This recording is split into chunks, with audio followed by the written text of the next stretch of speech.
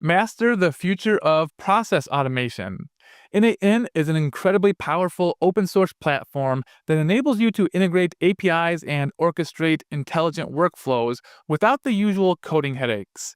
This course from Marconi will guide you from the foundational concepts of nodes and architecture to deploying advanced real world systems. You'll master essential skills like connecting various services, configuring API keys, and handling complex data flows. Also, the course goes into cutting edge AI integration, teaching you how to build advanced retrieval automated generation or RAG agents and coordinate multi agent systems. By the end, you'll be able to automate sophisticated business processes, giving you a competitive edge in DevOps, AI, and data engineering. Automation is no longer just a buzzword. It's reshaping how teams work, collaborate, and scale. At the heart of this revolution is n8n, an open-source extensible automation platform that lets you connect APIs, orchestrate workflows, and even build intelligent AI agents with ease. From sending simple automated emails to creating advanced multi-agent RAG system, n8n empowers you to streamline operations, boost productivity, and unlock whole new levels of innovation. Welcome to n8n Zero to Hero course by Code. I'm Marconi, and together, we'll go from beginner to advanced as we explore how to build powerful automations with n8n. Whether you're a DevOps engineer, an AI enthusiast, or someone from a non-technical background looking to automate real-world processes, this course is designed for you. We begin with the introduction section, where you get familiar with n8n itself, the playground environment, and the code structure. You'll also understand the objectives, so you know exactly how each step builds towards the automation skill set. Next, in the foundations of n8n, we'll cover the essentials, understanding nodes, inputs, and outputs. And we'll talk about data types in n8n. And finally, how workflows run under the hood using n8n's default logic. You'll also configure API keys for services like OpenAI, Anthropic, and CodeCloud key spaces, so you're ready to integrate AI into your workflows right from the beginning. From there, we jump into hands-on AI agent workflows. This is where the fun begins. You'll build your first email AI agent to draft responses on autopilot. Create a multi-agent research workflow that pulls knowledge from tools like Perplexity and OpenAI, turning hours of work into minutes. Explore the HTTP request node, your key to working with APIs from web scraping, data fetching, or calling other external agentic tools. Experiment with creative workflows, from text to image, text to video, and even image to video automations using bleeding-edge models like Google's Veo 3 and Cdance.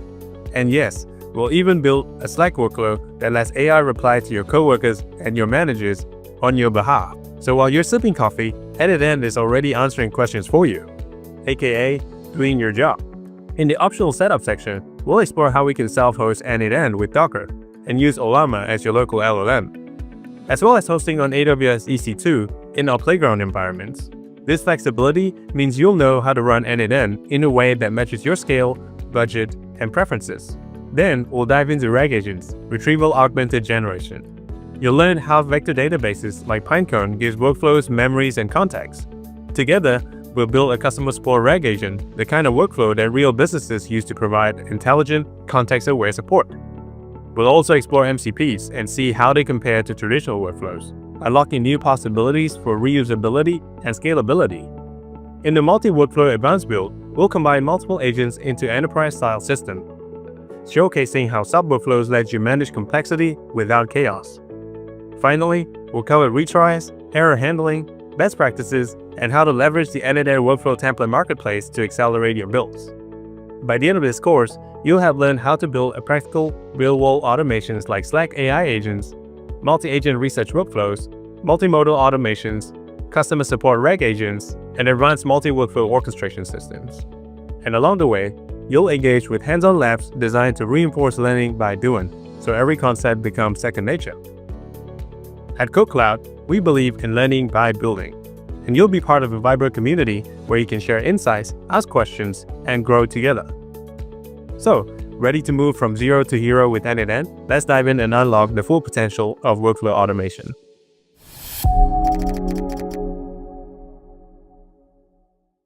Hey there and welcome. In this section, we're going to walk through the foundations of n8n, an open source workflow automation tool that makes connecting apps and services simple. Here's what we'll cover. We're going to do a quick introduction of n8n and its building blocks, nodes. And then, we're going to explore AI agent architecture and API flow, and later on we'll showcase how it works in an email to Slack use case. I'll also show you how input formats and expressions work in n8n. And finally, we're going to talk about how n8n handles data types. Let's dive in. Alright, so what is n8n? Well, n8n is short for Nodemation, and it's a free open source workflow automation tool. Think of it like a universal connector. You can link different apps, services, and even AI agents together without writing tons of custom code. The magic happens through something called nodes. You set up workflows visually, step by step, and n8n handles all the data passing in between. In n8n, everything is built from nodes. So there are trigger nodes that start the workflow with a trigger event that you define, like a new email arriving or a webhook being called.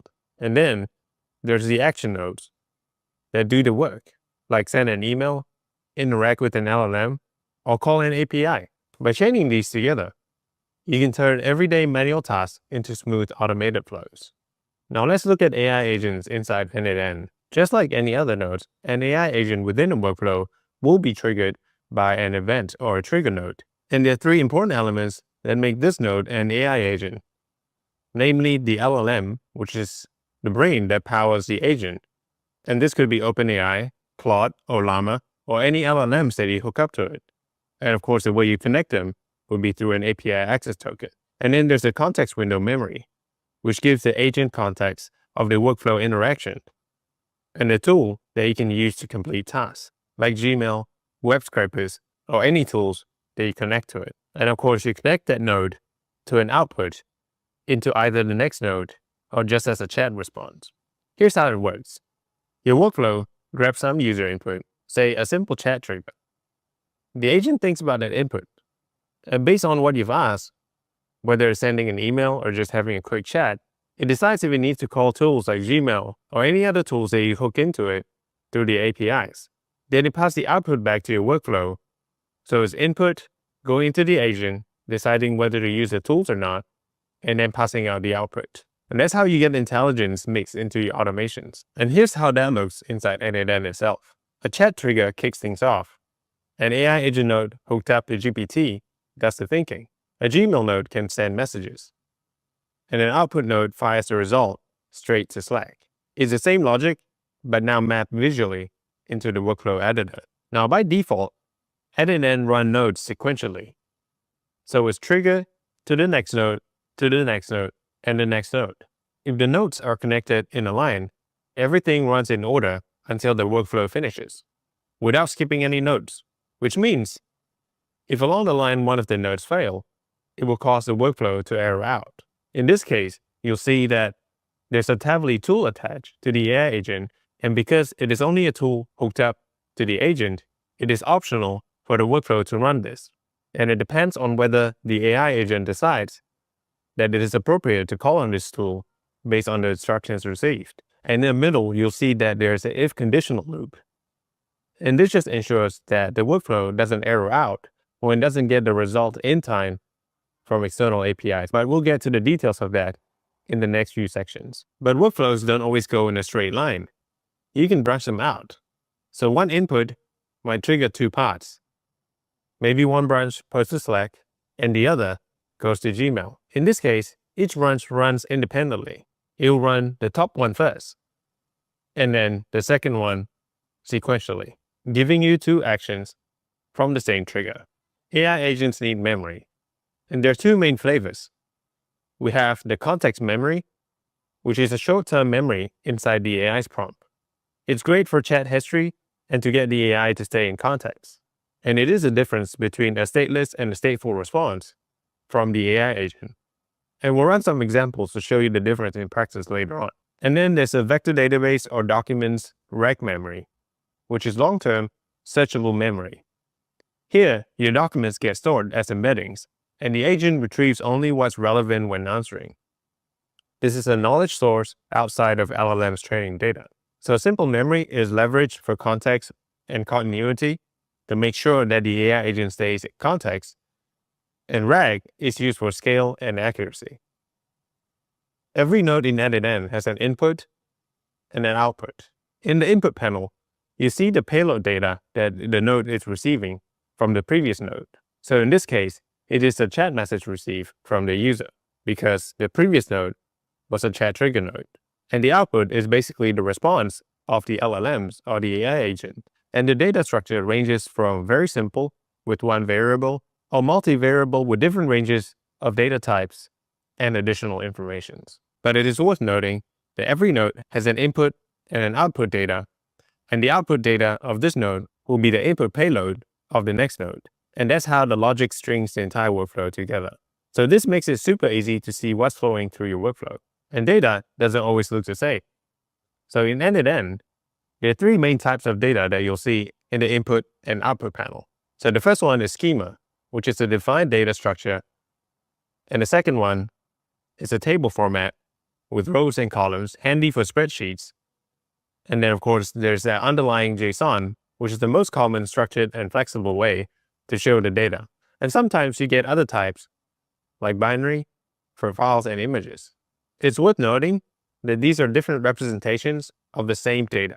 When you configure a node, you can type in a fixed value, like a static string. Or you can use expression, which pulls dynamic data from earlier nodes. Expressions allow your workflow to adapt to real-time inputs instead of being hard-coded in. And the cool thing about n8n is the fact that you can drag and drop the variables or parameters into the fields within their low-code UI. Now let's talk data types. The basic building blocks inside n8n.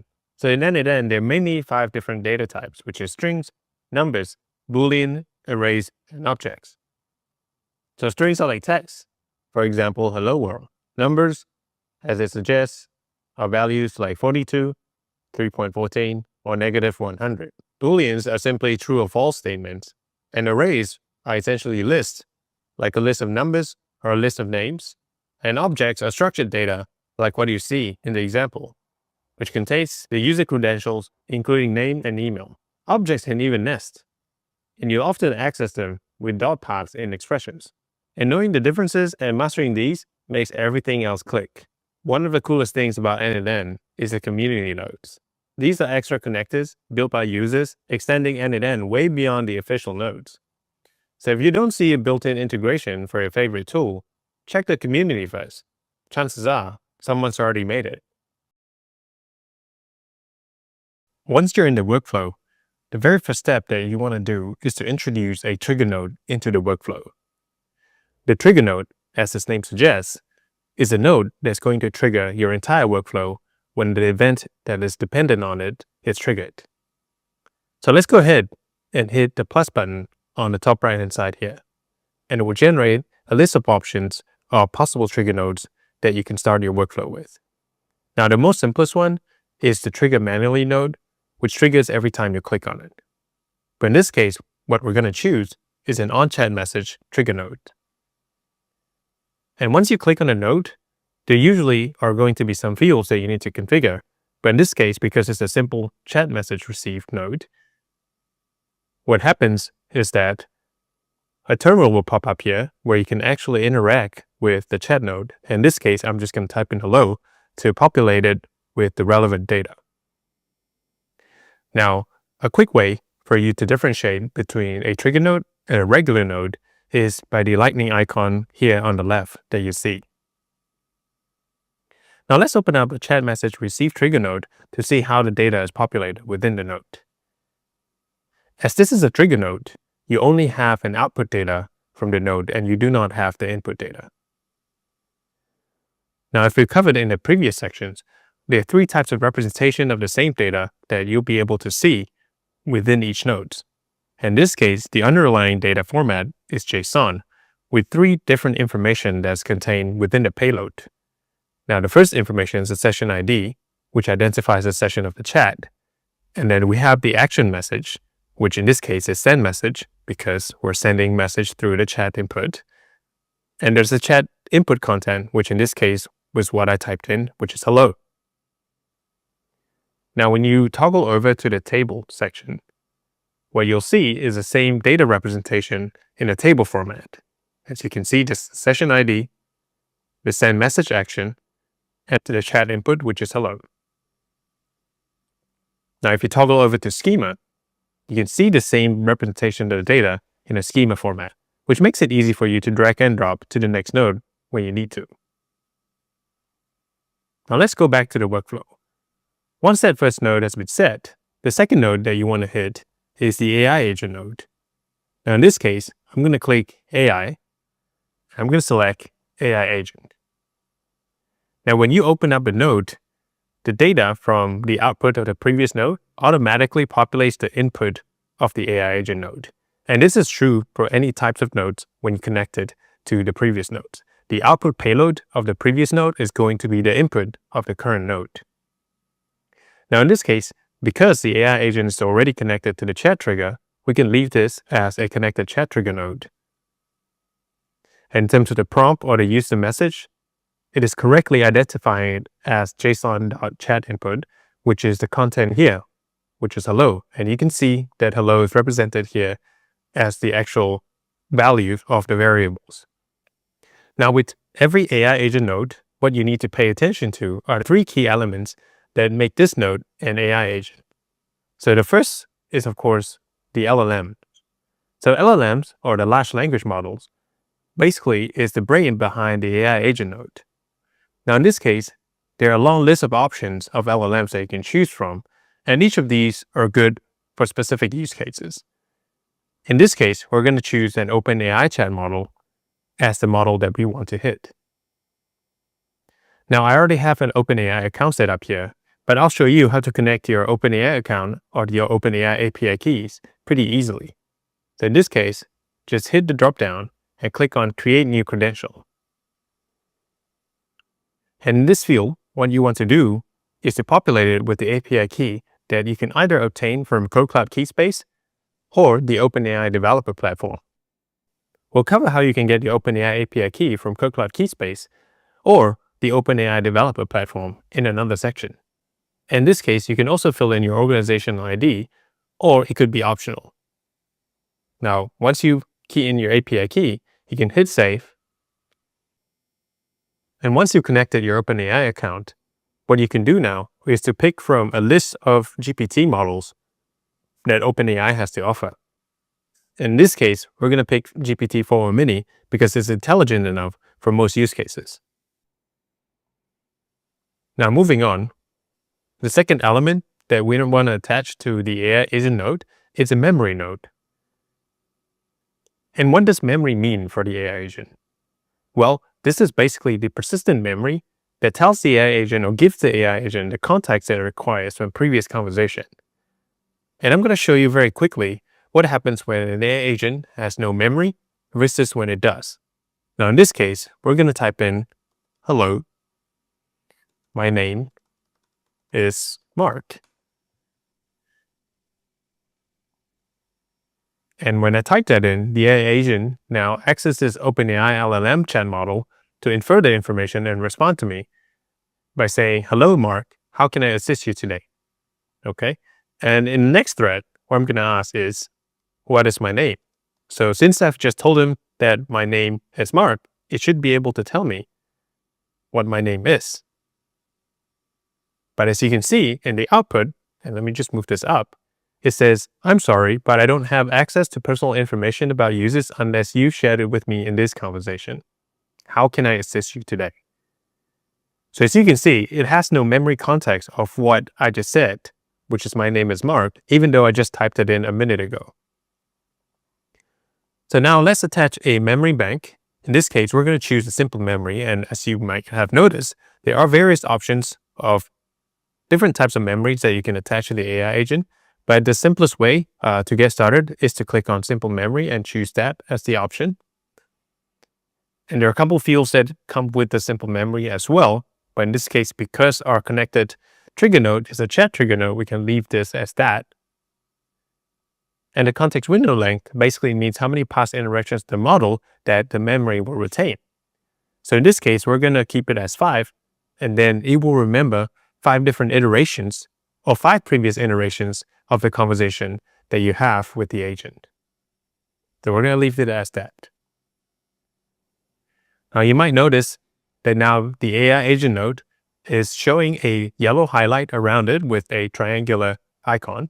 And that means some changes has been made to the AI agent. And in this case, the change was the memory node being attached to the AI agent, and showing that so that you can run the workflow again so that the data can be repopulated. In this case, I will do the same thing. I will say, hello, my name is Mark.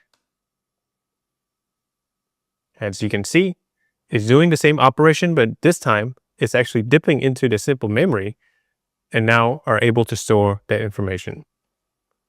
So I'm going to ask it again, what is my name? And this time, as you can see, it says, your name is Mark. How can I help you today, Mark? So now it retains the memory of the information that I've just given it a minute ago.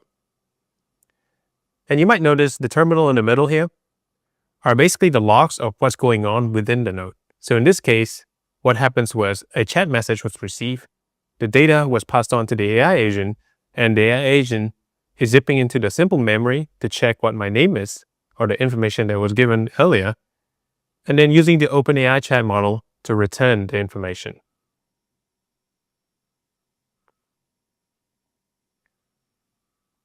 Now that the chat model and the simple memory has been set, the third thing that we want to attach the AI agent to, or provide the AI agent with, is the email tool. So now there are various tools that you can attach, but in this case, because we want the AI agent to be an email agent, we want to attach a Gmail node. When you're attaching a Gmail node, you need to set up your Gmail credentials to be associated to the account.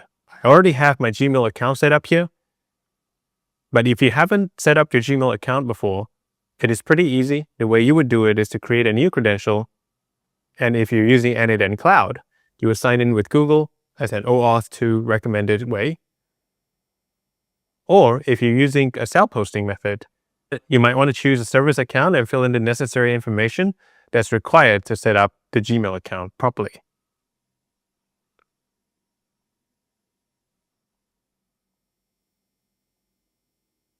Now, as you can see, there are a couple fields to configure here. The first one is tool description. We're going to leave this as set automatically because we're going to let the AI model determine whether they want to use Gmail or not. A second field is a resource. In this case, we want to do message because we want to be able to send message through the Gmail tool. And the operation, of course, is send. And so you can see there are other options as well. So when we attach a Gmail tool, oftentimes it doesn't mean that we just want to send an email. It can also do many other operations, such as reply a specific type of email, or mark an email as read or unread, or delete an email, or many other options. Now, going into the information of the email itself, there are a couple of information that we need to pass to the AI agent for it to determine what to do with the email. So first, of course, who is the recipient of the email? Now, because this is going to change depending on your input. Now remember, because your input is going to be in natural language, whether that's English or any other languages, this is going to be different every time. So what you want to do in that case is to let the model define what the email address is. That way, whatever your input is, the model is going to infer the information and try to extract the necessary information that you think is correct for the email address. And the subject itself is also going to be determined by the model. We're going to let it do that. And we can do that by clicking the same blue button here to let it determine the subject. When it comes to email type, in this case, we want to choose a text email just for simplicity. HTML is very good when it comes to image-rich type of email. So if you're looking to attach any image or any thumbnail and you want it to be aesthetically formatted within the email, then you would choose HTML. But in this case, we're going to go ahead with text. And then on message, we want to choose determined by model as well, because that way we're going to let the AI determine what kind of body of the message that it's going to attach.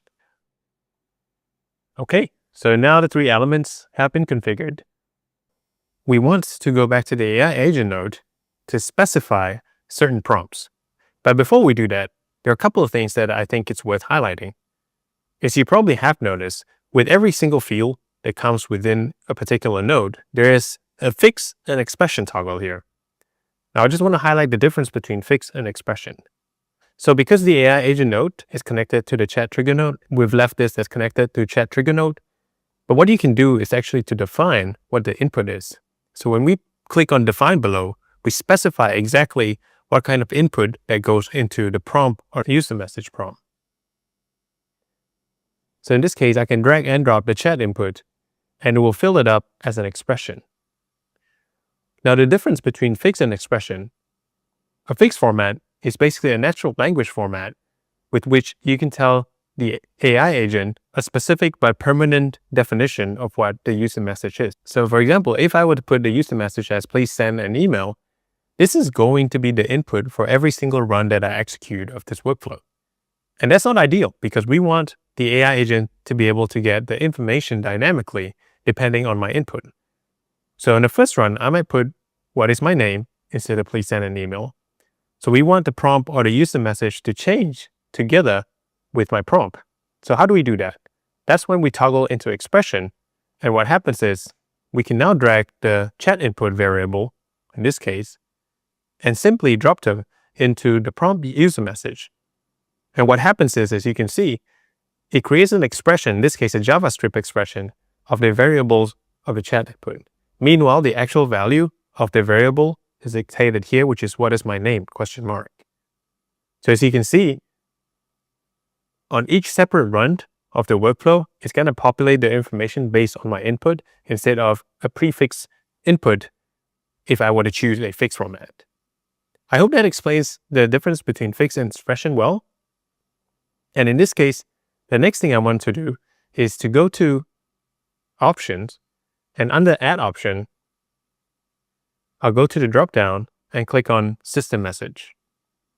Now, for those of you who are not sure the difference between a system message and a user message, the user message is a set of instructions or input that comes directly from the user. Meanwhile, the system message describes the core function of this particular model. So in this case, what I want to tell it is that you are a helpful email assistant, which helps craft effective and succinct email based on user's instruction. You also help with sending the email by using attached Gmail tool when asked. Now, this is a very simple system prompt, and I would suggest that for a more effective system prompt that you go to ChatGPT or LLM of your choice to prompt engineer an effective system prompt for a particular AI agent. That's what I would do in a production scenario, but in this case, because we're just running a quick demo, we're going to stick with a simple one, just so that you understand the principle behind it. Cool. Now that we have the system prompt defined, as well as the user prompt variable in place, we can now take it for a spin. Now in this case, what I want to do is to say the same thing, which is, hello, my name is Mark.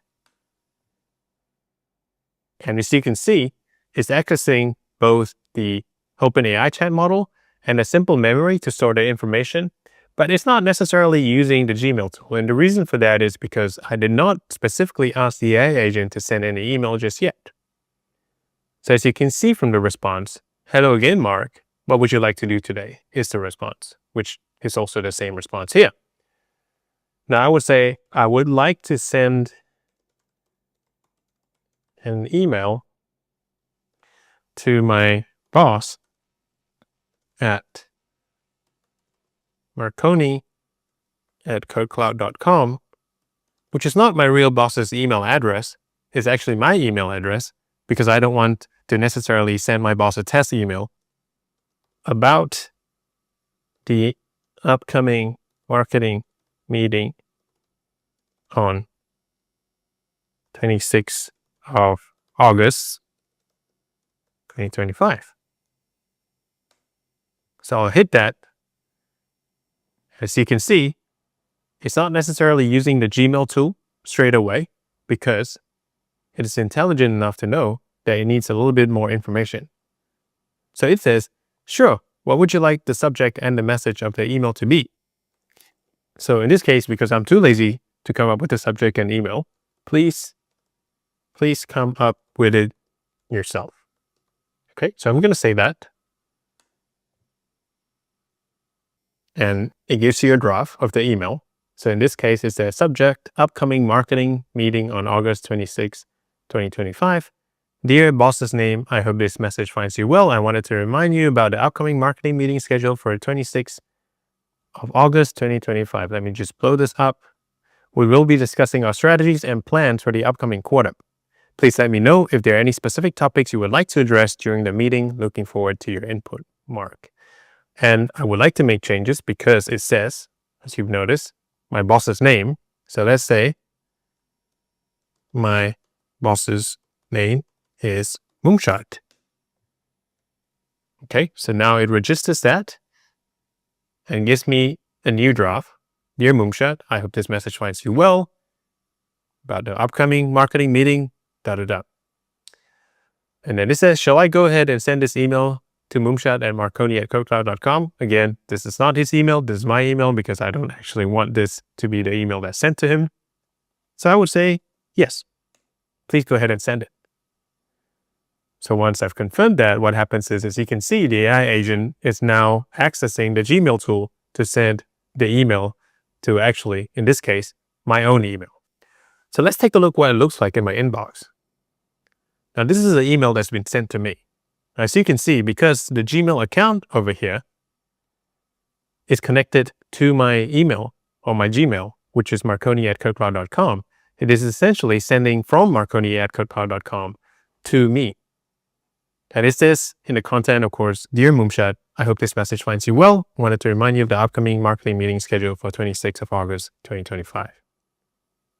So everything looks nice. I can almost send this directly to Moonshot. But what I want to do is, as you can see at the end of it, it says this email was sent automatically by n8n. So that's not ideal because Moonshot will find out that I'm actually automating this email. So what I want to do is go back to the n8n workflow and go to the Gmail tool and scroll down to options.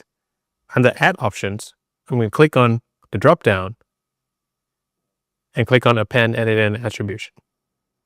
And what I want to do now is to toggle this off. In this case, it will actually stop attaching the message of the n8n attribution in the email. So in this case, what you can do when you want to execute a step is to hit the play button on top of the node so that you don't have to rerun the entire workflow. So let's just click on that. Okay, so now that that's done, I want to take a minute to explain some of the little functions here that you see and what they do.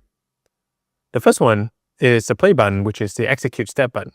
So this button is super useful when you want to run the node without essentially running the entire workflow again. So if you change anything within the AI agent node and you only want to run the AI agent node again, you would hit this button and will only run the node here. The power button, as you can see here, is to deactivate the node because this is the only node basically that does any processing in this workflow. But as your workflow grows more complex, you might have 5 or 6 branches of nodes. And some of them, if they're not in use, you might want to deactivate. So if you click on deactivate, what happens is it's going to say that the node has been deactivated. And basically the workflow is not going to work for any processes that goes through this particular node. And we're going to reactivate that again. And of course, the bin icon is to delete the entire node together. Now, another very useful function within n8n is a pin. Now, if you were to open up the node and go to the top right-hand corner, you can see that there's an option to pin the data.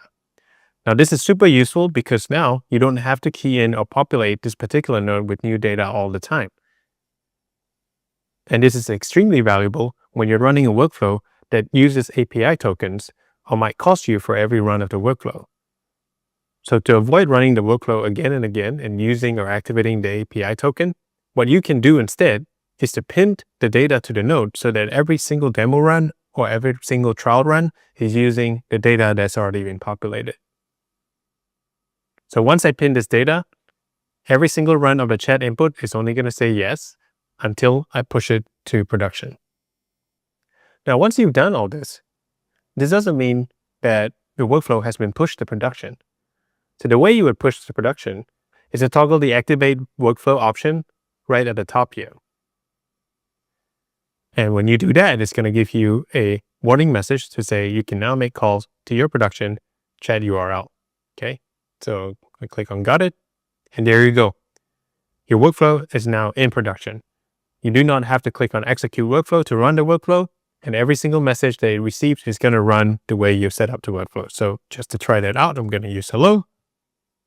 I'm going to have to pick unpin and send. And there you go. It's a new response. Now, of course, this workflow isn't very useful because the only way you can interact with the AI agent is through the terminal here. Now, how can we provide a publicly available terminal so that more than one users or people who don't have access to your n8n workflow can also use this AI agent? Well, if you open up your chat node, what you can see is that there is a make chat publicly available option. And what you want to do is just to toggle that.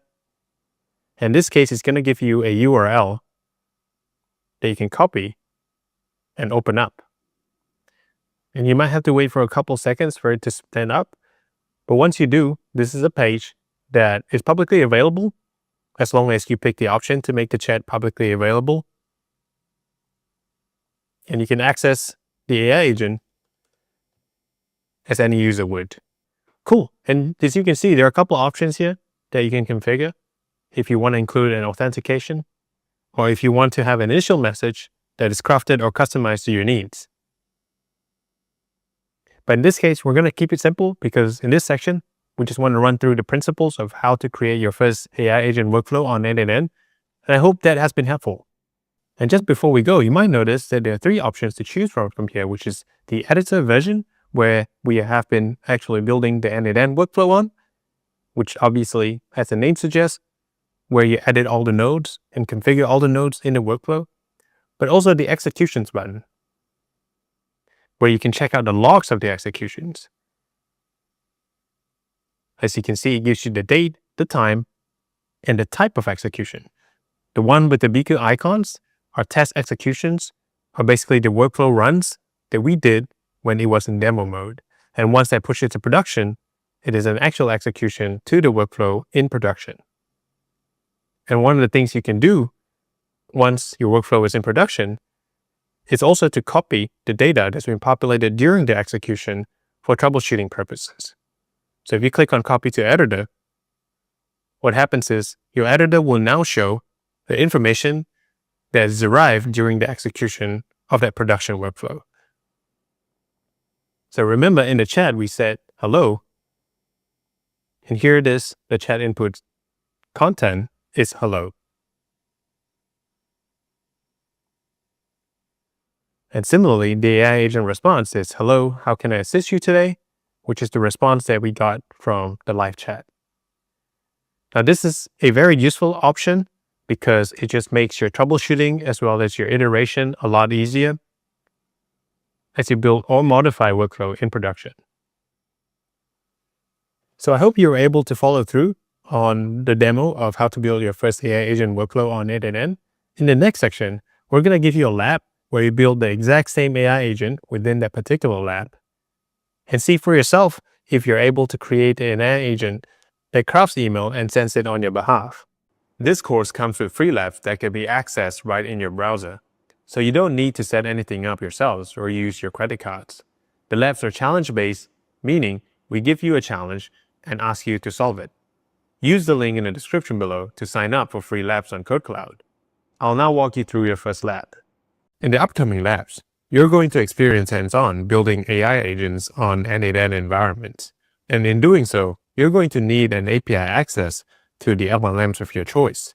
And in order to do that, you need the API keys. And there are a couple of ways to get your API keys. Naturally, you can go to OpenAI to get your OpenAI API keys, or platforms like OpenRouters, on which you can obtain API keys of several different models. But those platforms require payment information before you're able to get the API keys, even if you're just trying out. So one of the things that we've done here at CodeCloud is we've created the CodeCloud Code Key. And what it is the all-in-one AI playground where you can get the API keys to the following LLMs of your choice. And at the time of this recording, models like GPT-4o, GPT-4.1, Claude Sonnet 4, Gemini 2.5, and Grok 3 are available through the Code Key Playgrounds. And the Code Key Playground is available on various different subscription plans, but you get the most access with AI plans and the business plan. Now, if you were to go to this page, which is codecloud.com/AI-playground/codekey, With the right access, you can hit Launch Now and click on Start Playground, and you'll be led to a dashboard where you can essentially create and grab your API keys by selecting the models, as well as the different types of ways or methods with which you can access the LLM model. Now, in this case, I'm going to do an example of how to call a GPT 4.1 model through a code key on your n8n environment. So there are two ways to do that.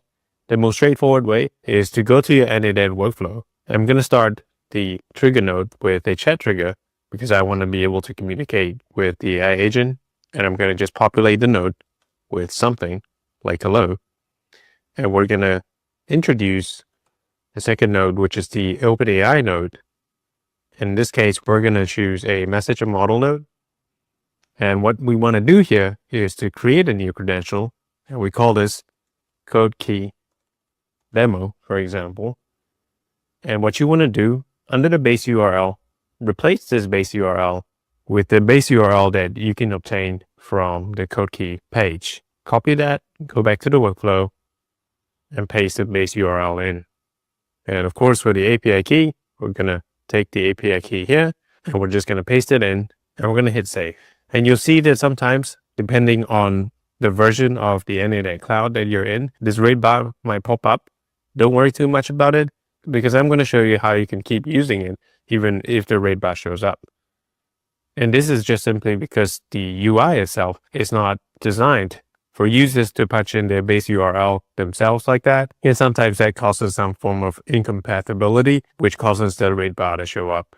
In this case, under model, what we want to do is we're just going to define it by ID, because we're going to type in the name of the model ourselves, because this is not going to be the models that are in the list from OpenAI. And if you were to try to grab it from the list, it's not going to load at all. So we're going to hit by ID, and we're going to manually type in OpenAI /GPT-4.1, and that's the model that we want to call here. As you can see, is GPT-4.1. And with that model, we're going to transfer, or rather drop in, the chat input variable, so that essentially everything is connected. And we're not going to add any tool at this point, because we're just going to hit execute step. And as you can see, it is coming up with an output or response to the chat input, which is hello. It says, hello, how can I help you today? So with that simple setup, you can now chat with the model here. For example, I can ask, why is the color of the sea blue? And as you can see under the chat, the output is here in the response. The sea appears blue primarily because of the way water absorbs and scatters sunlight. And that's the response for that.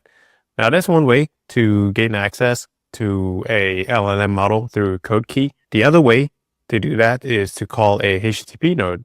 So I'm just going to add another trigger node here. And this time I'm going to select trigger manually. I'm going to move this down right here. I'm going to add the HTTP request node. And if you were to go back to the code key documentation, as you can see, we can actually toggle this to the curl command. And I'm going to copy the entire chunk here of the curl command and go back to my workflow. I'm going to hit import curl. I'm going to paste the entire thing. And it's a post API call to this particular endpoint URL. And of course, there's some authentication here, which is already pre-filled actually, because I pasted the entire curl command. Ideally, we want to set up the authentication on the headers, but we'll go over that part later on in the next section.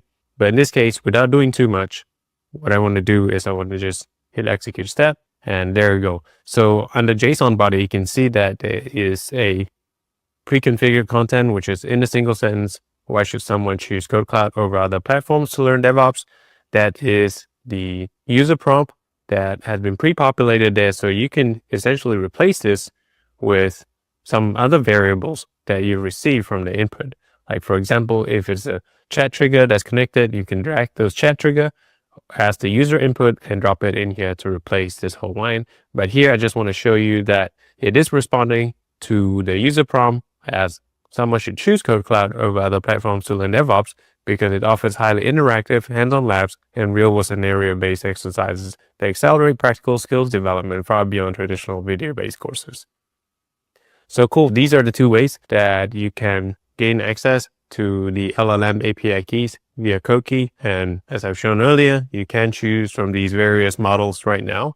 For the next few sections, this might come in handy for you. Otherwise, you can always go to the actual provider like OpenAI or Anthropic to get those API keys. I'll see you in the next one. So I want to run through the differences between running your instance on n8n Cloud versus the lab playgrounds that we have on the Code Cloud course. Now, the first thing you'll notice as you go into the lab is that you still have to provide your email and your first name, last name credentials, as well as a password in the instance. And don't worry, this is not saved anywhere, so you don't actually have to save the credential and the password somewhere. You can use different emails and password for each of these instances. So once that's filled in, you can hit next. And there's going to be a series of onboarding questions here, which you don't need to fill, so you can hit get started. And in the same way, for the paid features information, you can just skip. And there you go, now you're in the admin dashboard that is very similar to the n8n Cloud environment. However, there's still some nuances and some differences as we go into the workflow. So here, what we want to do is we're going to click Start from Scratch. And the very first workflow that you're going to build is the email AI agent. And the first trigger to that is a chat trigger. And I'm going to speed through this because this is very similar to the workflow that we've done. But I want to just show you quickly the differences of using the Code Cloud key space as well as the OpenAI API key. So if you're using the Code Cloud key space, what you want to do when you select your model, for example, in this case, I'm just going to select the OpenAI chat model. And what I want to do is to follow the instruction in the left-hand bar right here. And you see that there's a link to code key. I'm going to just hit that URL.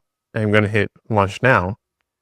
And it's going to lead me to this dashboard right here. I'm going to click Start Playground. And there we go. So this is the dashboard on Code Cloud Keyspace. And what I want to pick is the OpenAI GPT 4.1. And in this case, I'm going to just copy the API key here. I'm going to go back to my workflow. And here I'm going to hit Create Credential. And I'm going to paste the same exact API key. I'm going to skip the organization ID. And for the base URL, I want to make sure that I'm replacing this with the base URL that I obtained from the Code Cloud Keyspace.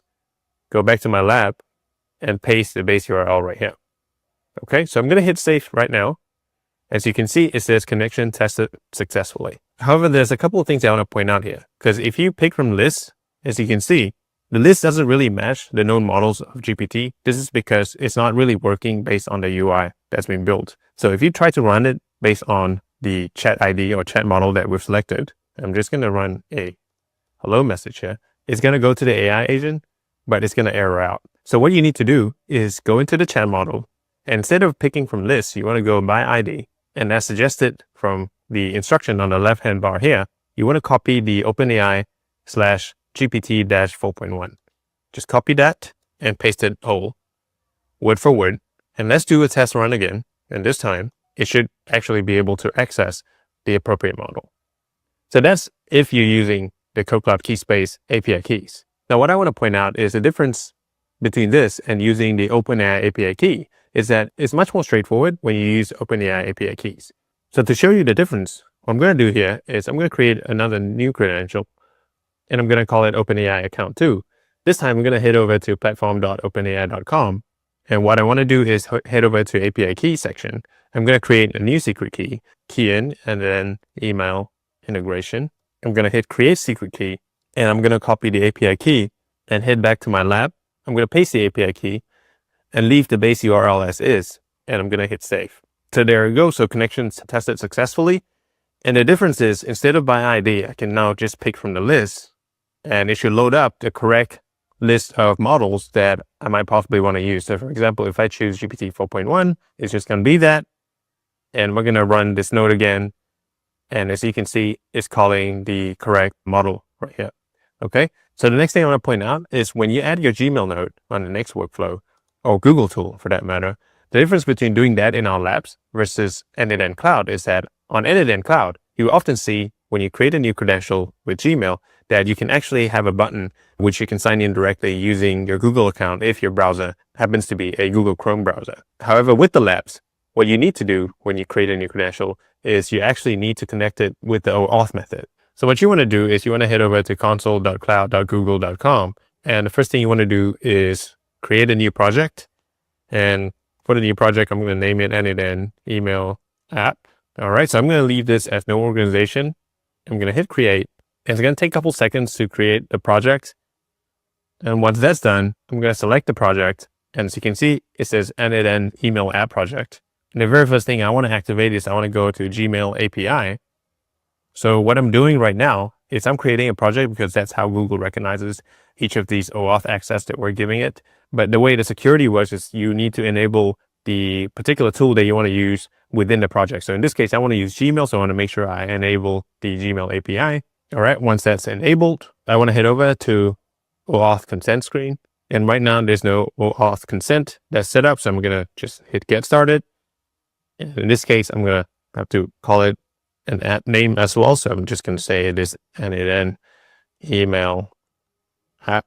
Okay. User support email. I'm going to put this. And we're going to select external. And by the way, each of these steps is documented on the left-hand side panel of the lab. So you don't have to memorize any of these. But we're going to go to next. And under contact information, just going to put my email here. And once you're done, just hit continue and create. So just before we go, I just want to go to audience. And I want to add a test user here, which is an email that you're going to use to send out basically the emails that you want the agent to send out. So in this case, it's marconi@codecloud.com. We're going to save that. And lastly, we're almost there.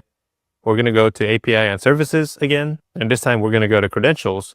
And what we want to do is to hit create credentials with OAuth client ID. And application type, we want to choose web application. And under name, we want to name it n8n email OAuth client. And then we're going to add the authorized redirect URLs, which we can obtain from our lab. So going back into the lab here, you see that this is the OAuth redirect URL. And we're going to copy this. And we're going to hit back and just fill this in. And we're going to hit create. As you can see, we now have the client ID and client secret to the app that we've just created. So we're going to copy this and head back to client ID, paste it in, client secret, copy that, paste in the client secret. And you'll see now that there is a sign in with Google button that pops up. So what you want to do is just hit that and a Google login pop-up will show. And then you just want to correctly select the email address. And you'll say that Google hasn't verified this app, but because you're the one who created it, you know it's safe. So we're just going to hit continue. And we're going to select all because we want to have the agent be able to do all these actions with our Gmail. So we're going to hit continue now. And as you can see, it says connection successful and we're good to go. So just wait a couple seconds here within the labs and it's just going to load up. And there you go. I already have my credentials set up here. And we just want to run an execute step to show you that everything is working. So in the workflow, you'll see that we've chosen to define all of this by the model. So we're going to let the AI agent define this. And we're going to start chatting and say, hi, can you send an email to marconi@codecloud.com to just say hello. All right, so we're going to hit this. So as you can see now, the workflow is run and it's actually sent an email to my Gmail. So let me take a look. And there we go. It says, hello, Marconi. Just want to say hello. Best regards. Okay. So obviously it's not very sophisticated because actually in the AI agent, we didn't even specify any system prompt. So the whole point is just to show you the main difference between running the environment on n8n Cloud and within our playgrounds, specifically covering the part where code key is being used, as well as when you're going to access any Google tools, Gmail, Google Sheets, and stuff like that. You do need to go to your Google Cloud Console to set up the project, the app, and the OAuth clients in order to access Google services with the workflow. And as you explore n8n in the course, you're going to realize that there's going to be some differences between running n8n Cloud and n8n within your own self-hosted environment. For example, the availability of community notes, supported versions, and a few other features that might only be available on n8n Cloud. So if you're facing any issues in any part of that build, just keep in mind that it might be because you're using a self-hosted version or a lab-hosted version from CodeCloud. And it's not necessarily a limiting issue. There's always a workaround for that. It's just something to keep in mind about. I want to take a minute to go through the different types of authentication that we can make and our approaches when we make HTTP request nodes and the corresponding API calls. Now, as you've seen in the previous section, the HTTP request node is a very convenient way for us to replicate an API call without configuring everything. And it's especially useful when we can just go to an API documentation and hit the import curl and essentially import the entire curl command. Now, as you've seen in the previous examples, there are a few ways that we can configure the authentication method in these API calls. Now, most of the API calls are going to be header authentication. As you can see in this section, after I've imported the curl, it automatically configures the header section and populate it with the name and the value format of the API keys for authorization. Now, you can do it this way, or you can actually set up a credential type here. Now, I want to explain the difference between the two. So there are two main reasons why you would want to do it this way by setting up a credential type. The number one reason is it's just super convenient because the moment you have set this up with a header auth credential, you can just pick from the list of credentials you've created in the next upcoming nodes or even in another workflow. And this is especially useful when you have an API call that has a post and a get. So you don't have to set it up again in the next node.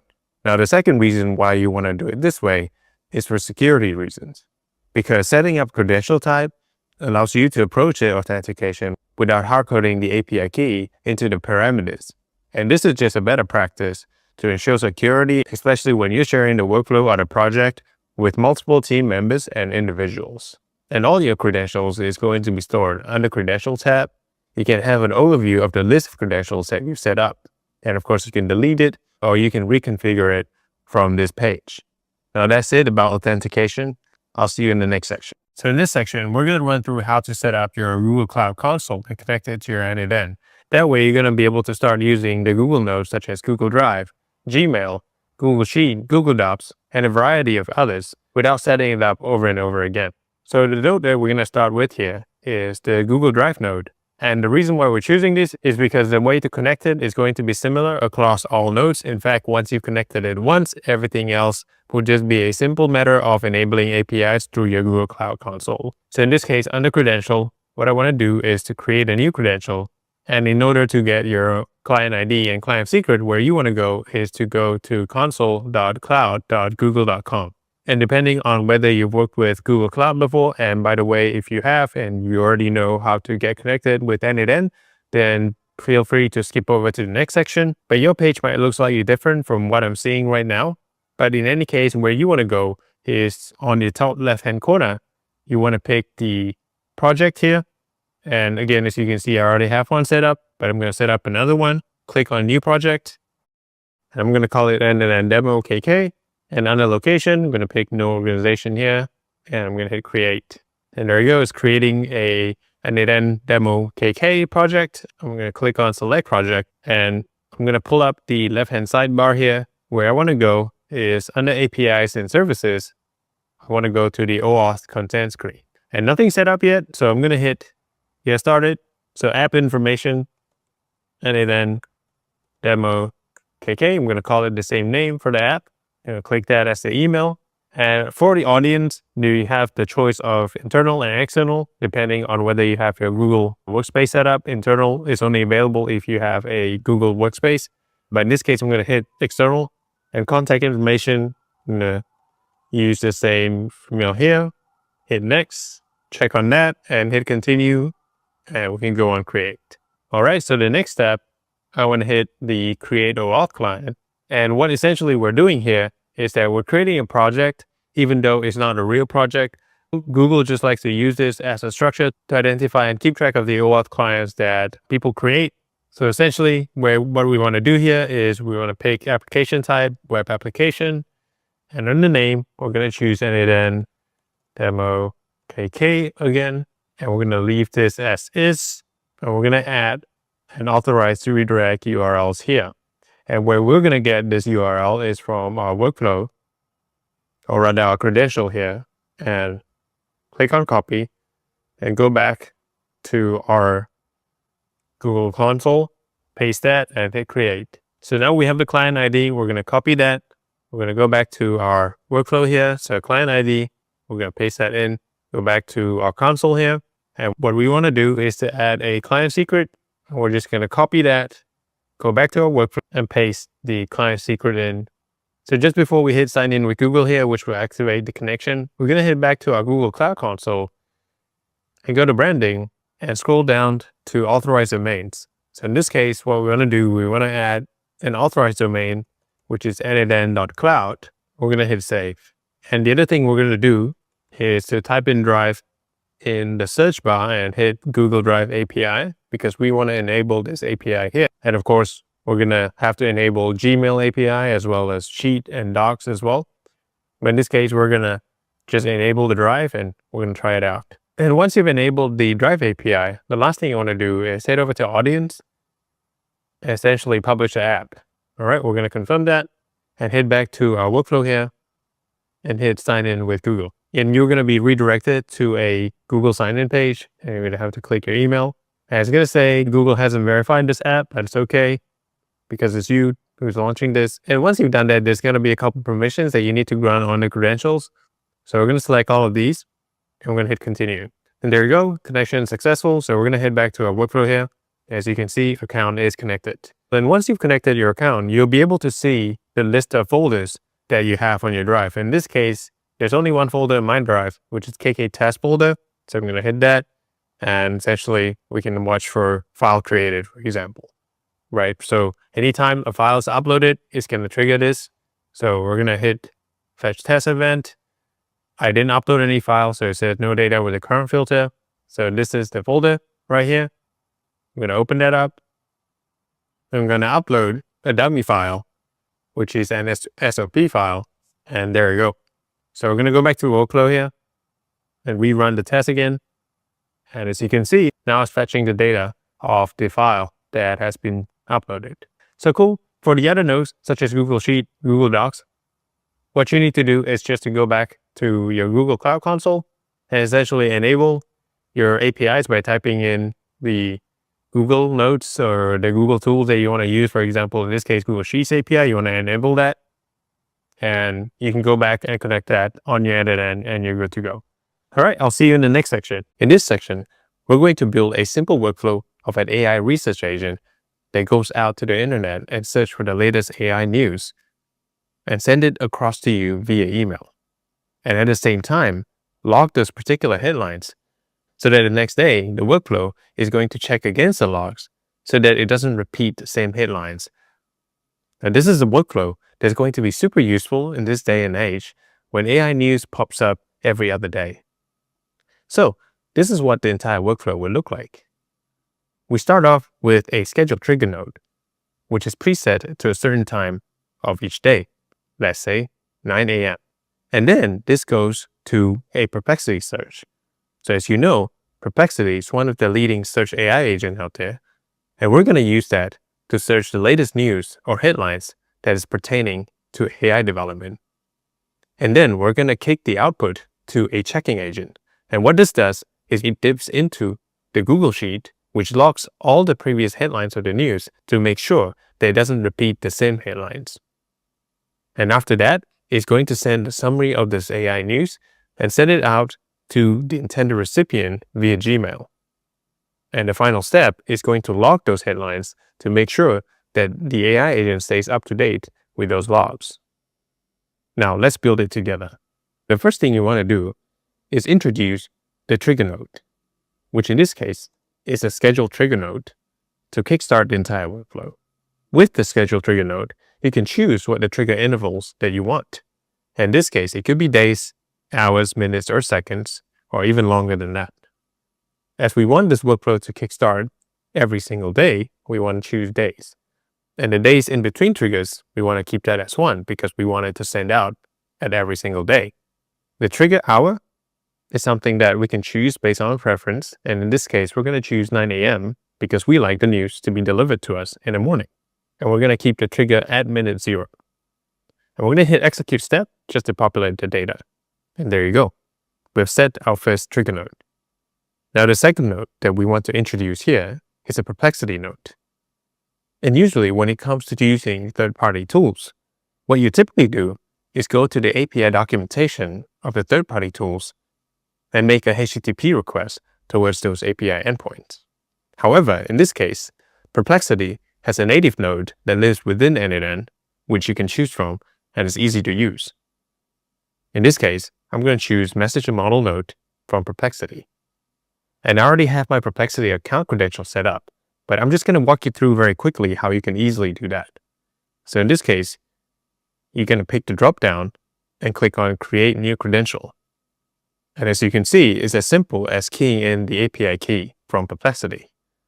What you could do is go to perplexity.ai, and in the main dashboard, go to your account and click on Settings. And under Settings, if you look at the left-hand side tab, you want to hit API keys. And your API keys page may not look like this because you do need to set up your API billing before being able to access these keys. You can easily do that by heading to API billing and putting in your credit card information and topping out the credits at a minimum of $5. But in this case, I've already gone ahead and so what we can do here is to hit the Create Key button, and it's going to create an API key ready for us to copy. Now head back to the workflow and copy the API keys into the field. Hit Save, and you have your Perplexity account registered to n8n.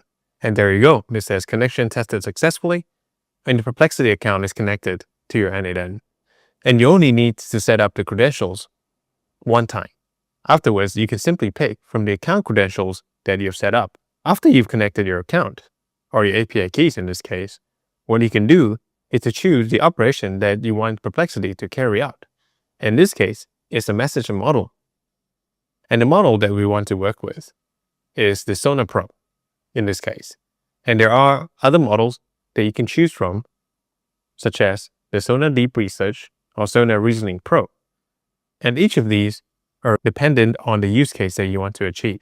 The Deep Research is going to give you a large size of output, rich with data, information, and is perfect if you're looking to do a very detailed research about a topic. But in this case, because we're only looking for the headlines of the AI development news, we want to choose Sonar Pro. And as with the other AI agent nodes, the typical components that you have is the user prompt as well as the system prompt. And you can do that by adding a message and changing the user to a system. And there is a slight difference between the workings of a Perplexity node and those of the other AI agent nodes. And specifically, one of those is that Perplexity will require the system message to come first before the user message. So what you want to do is to swap this around and choose the system prompt as the first prompt and the user prompt as the second. Now within the system prompt, here's the prompt that I've come up with. So it says, you are an expert AI research analyst specialized in tracking and summarizing the latest developments in artificial intelligence. Your task is to deliver concise and up-to-date news summaries, focus on new AI model releases, research breakthroughs, and strategic moves by key AI players. So that's the system prompt. As for the user prompt, what I want to do here is to prompt it effectively so that it summarizes and extracts the most relevant information or news for me. And I'm going to blow this up so that's easier for you guys to read. And here I go. It says, find and summarize the most recent AI news within the last 24 hours. For reference, today is, as you can see, this is intentionally left blank because I want to drag the variables of today. And in order to find that, you would go to variables and context. And this is applicable for every single workflow. You're going to have a default variable of the current time as well as the current date. And in this case, I want to drag the value or the variables of the current date and put it here. And this will dynamically change the value depending on what the date is. And so you can see on the right hand side, it says today is date time, today's date. And the reason why I want to do that is because a lot of the times the AI is prone to hallucinate the timing of the day. So when you tell it to get the most recent news, it doesn't have context on what today is. So when you tell it to get the most recent news in the past 24 hours, oftentimes it might hallucinate the day to be a day within last year or the year before. So this way, we ensure that the AI has context of what today is and be able to focus on news that are coming in from the past 24 hours. And also, I've added in to make sure that it prioritizes research breakthroughs and key announcements by organizations like OpenAI, Anthropic, Google, Meta, Mistral, xAI, and Hugging Face. And this is just some guardrails to make sure that it focuses on the news that are most interesting to me, which is the development and the release of new models of AI. Okay, so now that the system and user message has been set, the last thing I want to do is to go to Add option and click on the drop-down button. And Perplexity has a very neat feature, which is the recency filter. So we can set the search recency filter to just within the day. So in this case, it's going to restrict the search to within the most recent news that have been put out there. Okay, now we're ready to execute the step. And as you can see, the output is various types of data that has to do with the research output, as well as some of the relevant information regarding the search. I'm not going to go through each of these variables, but what is interesting to us would be the number of citations here, which means are the number of news outlets and links that it has found to be relevant to your search, and also the search results. And finally, the output content, which is in natural language, where Perplexity will respond to you and say, there have been several notable AI developments and announcements in the last 24 hours, particularly concerning major strategic moves and industry investments. And what we want to do here is to pin the data so that we don't have to rerun that. Every single run is going to use up the Perplexity API token. We want to make sure that we're being cost-effective and prudent about it. The same thing with the schedule trigger. I'm going to pin this data so that every time we run through the workflow, it's not going to exhaust a new API token and provide new data. After the Perplexity node, what I want to introduce is the formatter agent, or in this case, the checking agent. We're going to use OpenAI in this case, and we're going to pick a simple message and model action as part of the workflow. And as you can see, the output of the Perplexity node, which was the previous node, becomes the input of the OpenAI node. And again, I already have my account all set up, as we've covered in the previous sections. So you should have the same account set up here as well. And we're going to leave the resources as text, operation as message and model. And we're going to pick a model here. In this case, we're going to pick a GPT-4. That should be enough to check against the log. And just a reminder of what we're doing here with this node is we want this node to check against a specific Google Sheet log of past headlines that has been recorded. And the reason we do that is because some headlines are going to be reported twice, 3 times, 4 times, or repeatedly, depending on how big the headlines is. If we don't add this particular node within the workflow, what happens is it's going to report some of the headlines again and again, thinking that it's a new headlines in the past 24 hours. We're going to rename this News Checking Agent. Now for the user prompt, what I'm going to do is I'm going to give it a setup prompt here. And I'm going to blow it up so that you can see. It says, here's today's AI news list from Perplexity. So I'm going to add the summarized content from the previous Perplexity node, which is under choices, under message, and the variable is called content. And we're going to just drag and drop. As you can see on the right-hand side, this is the whole chunk of the summarized news headlines that came from Perplexity. And then later on, I'm going to ask, please cross-check the news against the past news log sheet and remove duplicates. So this is the name of the news log sheet that I'm going to create later on so that they can compare and check against, such that there won't be any duplicate news on the output. I've also added here that we should ensure each item has a clear, impactful 1 to 2 sentence summary. So there's a bit of summarization task here. Also, after each summary, include the full unfold source URL. This is to make sure that you're interested in that particular news, you can click on that URL and get access to where it's been cited from. Use bold to highlight company names or major updates. This is just for readability, and add spacing between news items for readability as well. And at the end, I've added if Perplexity's output news are all duplicates from the past news log sheet, respond appropriately with no notable AI development news in the past 24 hours. This is just to make sure that it's only generating content when there are new headlines and not recycling headlines again and again. So that is the user prompt. Meanwhile, we need to add a system prompt. In this case, we'll choose an add message, and we're going to choose a system message or a system prompt. And in the system prompt, we're going to do a simple prompt and I'm going to blow it up to say you are an AI news format, and your role is to process, check, and clean AI news results fetched from Perplexity to ensure readability and that past headlines are not repeated. I'm going to add when checked against Google Sheet tool named past AI news log. So this is just to ensure that it knows that the tool exists and that it's supposed to use that to counter check the news headlines and make sure they're not repeated. Okay, cool. So now we are going to add a tool here, which is essentially the Google Sheet tool. All right, click that. And I've already had my Google Sheets account connected, but we've covered how to connect your Google Sheets or Google Docs or your entire Google account through a Google Cloud console in the previous section. So you should have the same setup. And in the tool description, we're going to set automatically because we're going to let the AI decide when to use this tool.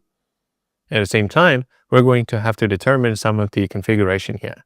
And under resource, we're going to want to refer to a sheet within the document.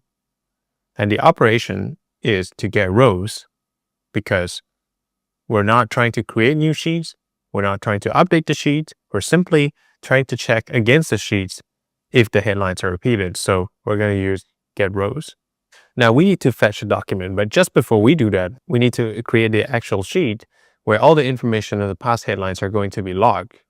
So I've created a sheet here called the past AI news log, and it's a simple sheet with a date column and a headlines column. So the date is going to correspond to the date of the headlines, and the headlines basically is going to say the content of the headlines in 1 or 2 sentences. Now let's go back to the workflow. Once you have the sheet set up, you can then find the sheet just by selecting from list and clicking on the right one, which is past AI news log. And then later on, you can choose from the sheet, the correct sheet, in this case, which is sheet 1. I only have one sheet in the document, so that's the correct one. And you should be able to see now. And that's it. And just before we go, we want to rename this to past AI news log because we want to make sure that the AI knows that this is the particular Google Sheet that we're referring to when we told it that there's an attached tool to it. Now going back to the workflow, we're going to run this particular node here based on the configuration that we filled in. You can see, based on the data that came from Perplexity, it's checking it against the news log, which in this case is an empty sheet. So there's no headlines to be checked against, but it's still doing that. And finally, the output is, here's the formatted AI news, which is Julius AI has successfully raised 10 million funding round, amongst other things. In this case, the next node that we want to introduce is the email node, because right now, all the output lives within the workflow. Just like in the previous section, we're going to attach a Gmail node, but in this case, we're going to still choose the send a message action. But the difference, as you can see, is that we're not attaching the Gmail as a tool for the checking agent to leverage on. Now, why is that? And what's the difference between attaching Gmail as a tool versus Gmail as a subsequent node to the AI agent node? And the difference is that when we attach the Gmail tool to an AI agent node, the AI agent has the liberty to choose whether or not to leverage the tool or use the tool. In scenarios where AI agent hallucinates, they might actually use the tool when they don't need to. They might not use the tool when they actually need to.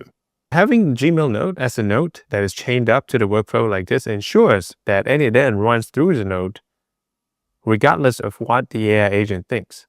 In this case, we make sure that the node is run no matter what.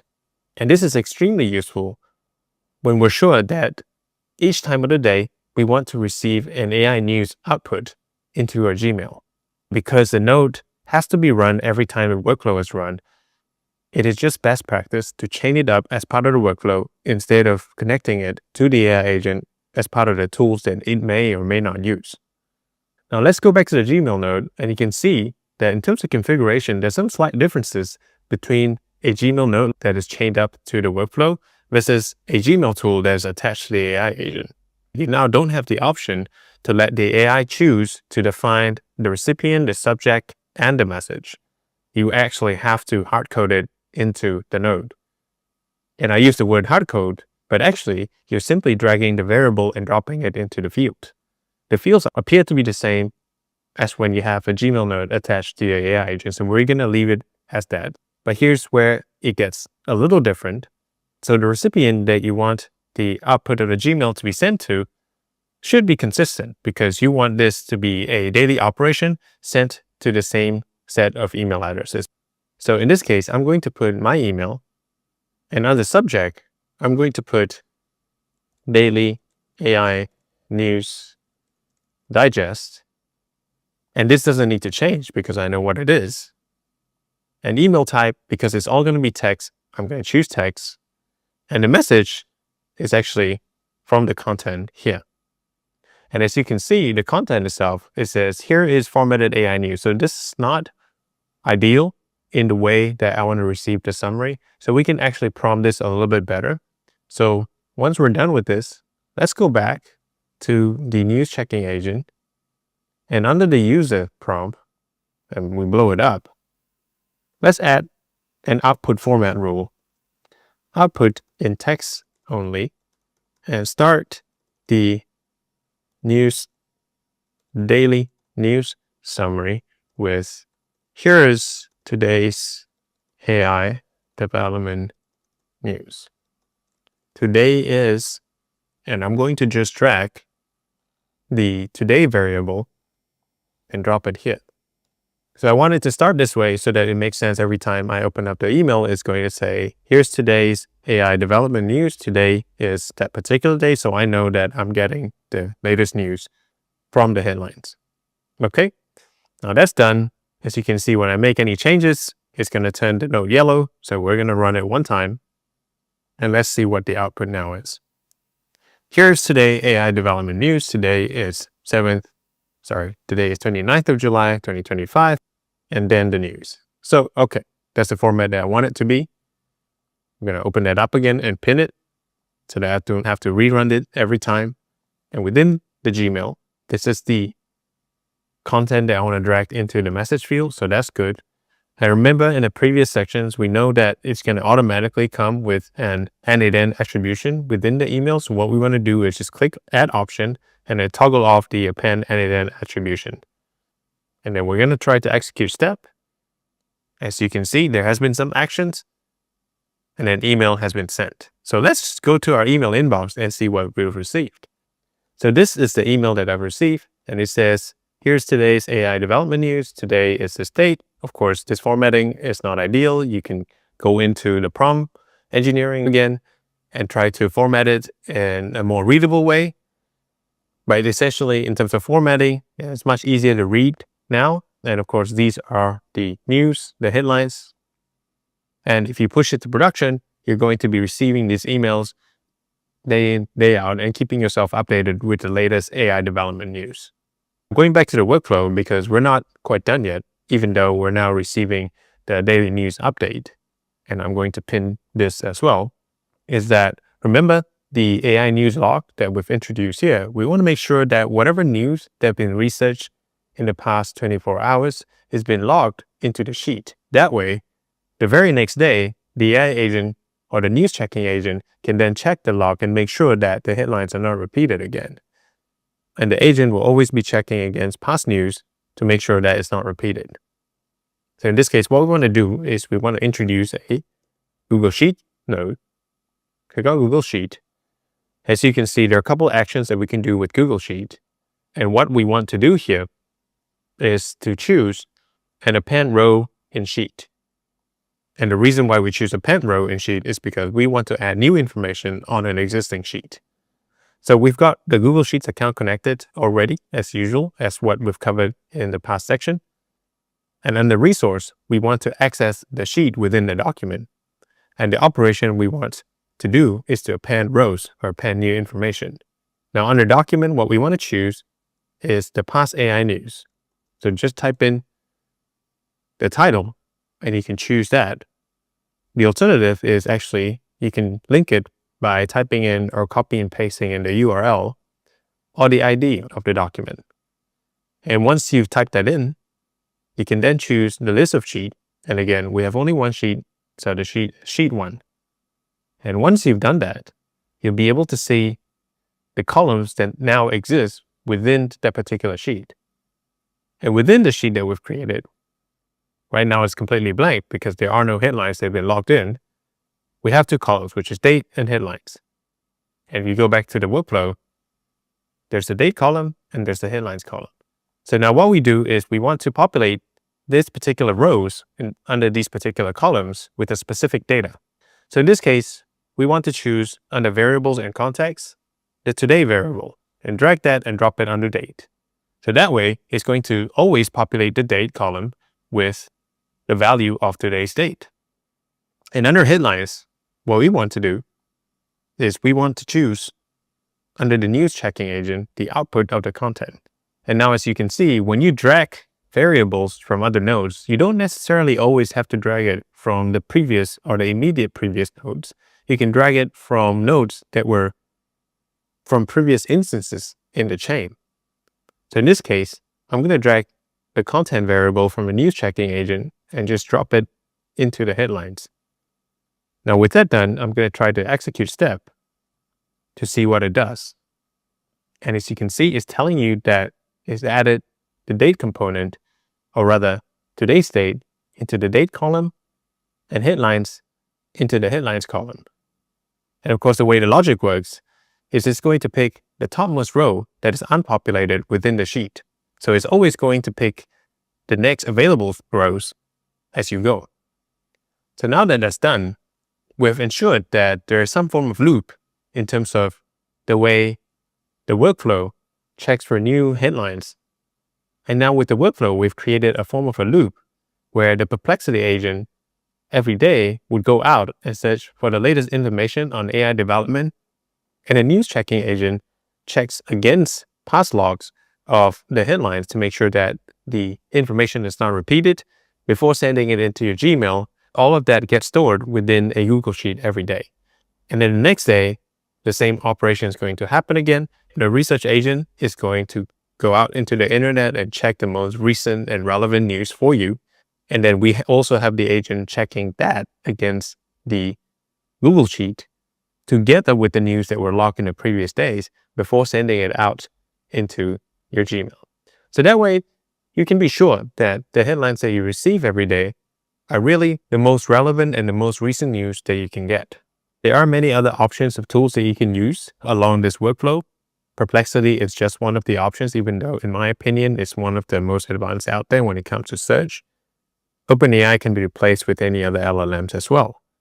And you can replace a Gmail with a Telegram node or a Slack node or any other platforms that you spend your most time on. In any case, I hope this section provides a good understanding of how a general logging mechanism of the workflow can possibly work.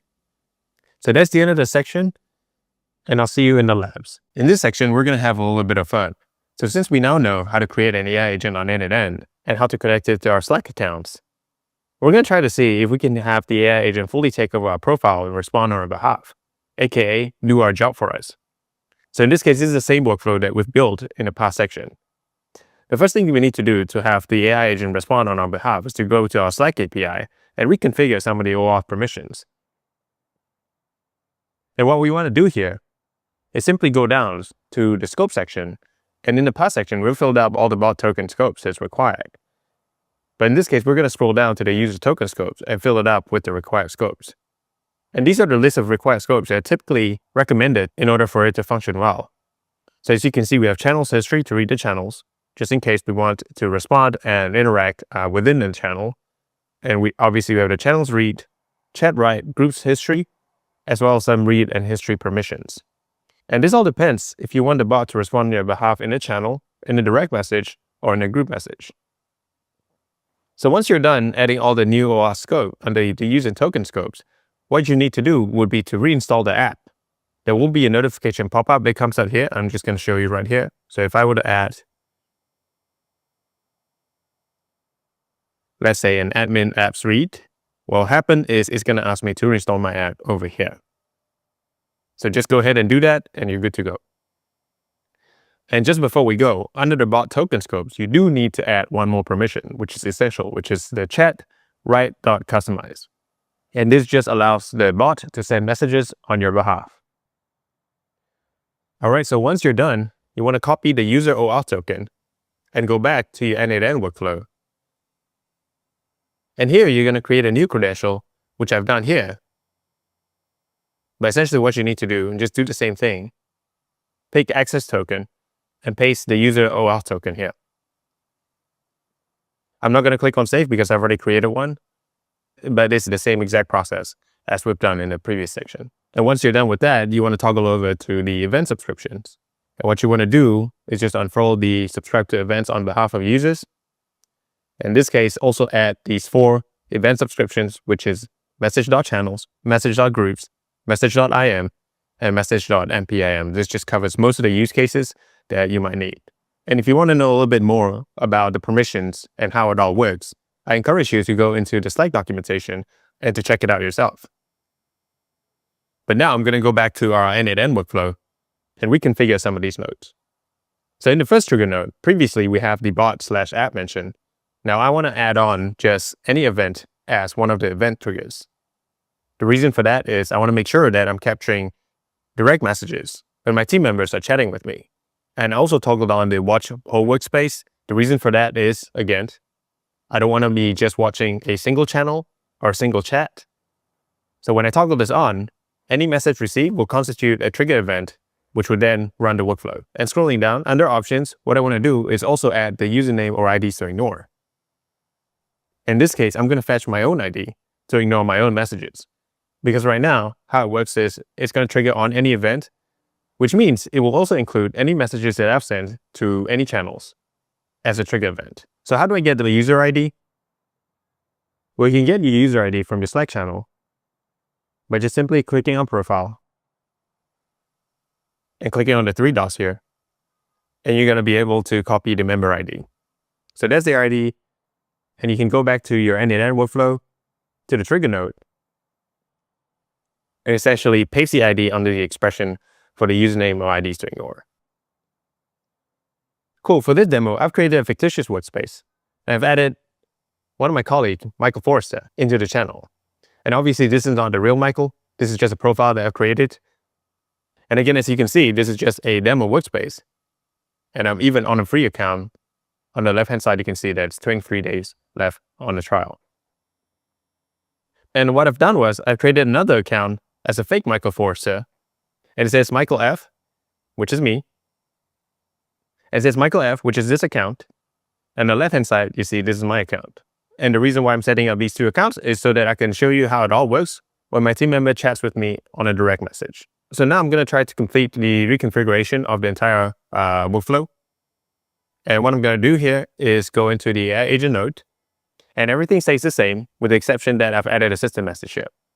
So essentially what I'm telling the agent is that you are Marconi, a team member at CodeCloud. And your job is to impersonate Marconi as well as you can and respond to his team member's message on his behalf, sound friendly and natural in a typical tech working environment. So as you can see, it's a pretty broad system message. You can obviously prompt this much better, but I'm going to just start with that. But one more thing that I'm going to do is I'm going to go to the chat model and I'm going to just toggle this to GPT-5 because it just came out.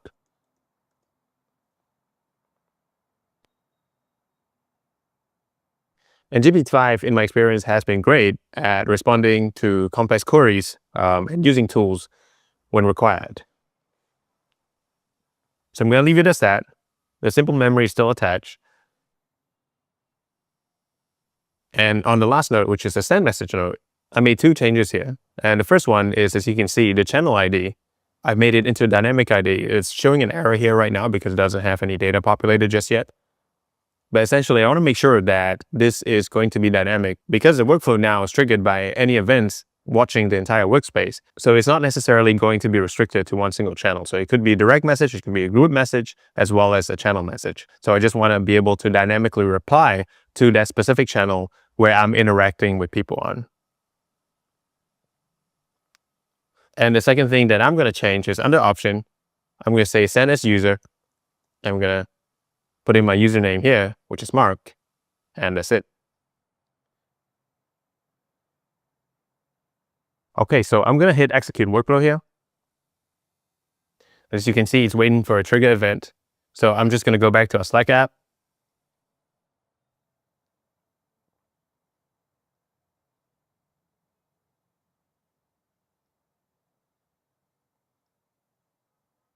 In this case, I'm going to use the Michael Forster account here to chat with me. So I'm going to say, hey, Marconi. All right, so let's go back to the workflow. As you can see, it's getting a trigger. It's hitting the AI agent and it's responding to my message. So let's see what kind of message or response that I'm receiving back. It says, hey, what's up? Need an update on anything AWS/Azure? Or is there something that can help unblock? All right, sounds pretty helpful. And I think it threw this in because I said, pretend to be somebody in Code So Code is associated with cloud technologies, etc. So it's probably just throwing that in.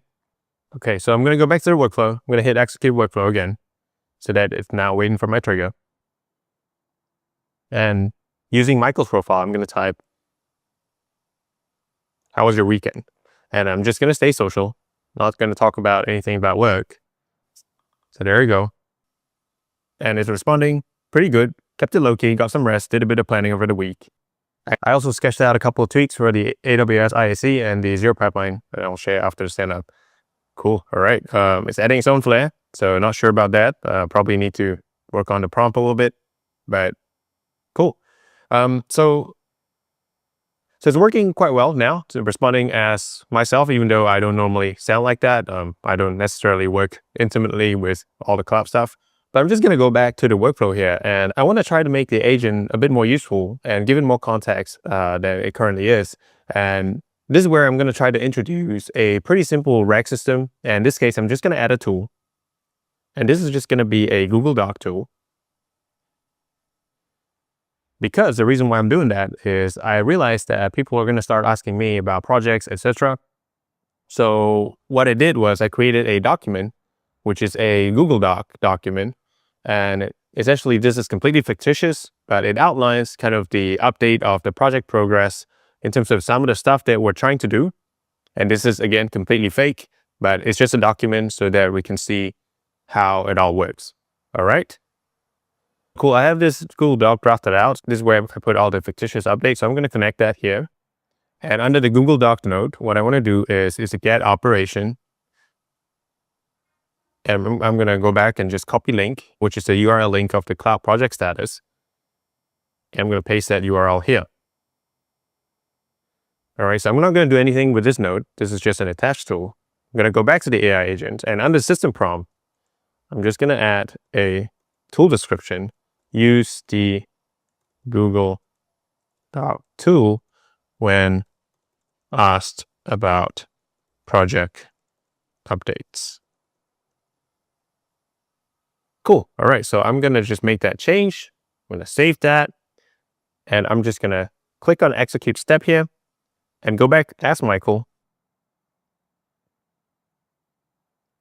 I'm going to ask, how is your project going?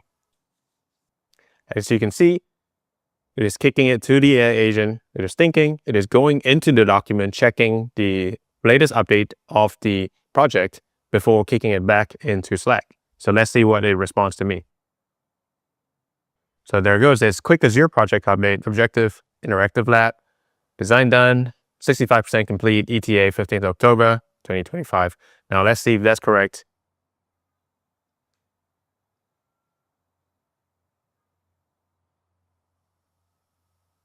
So this says that the lab is 65% complete and expected completion 15th October 2025. So it's successfully fetching the relevant information into the message. However, as you can see,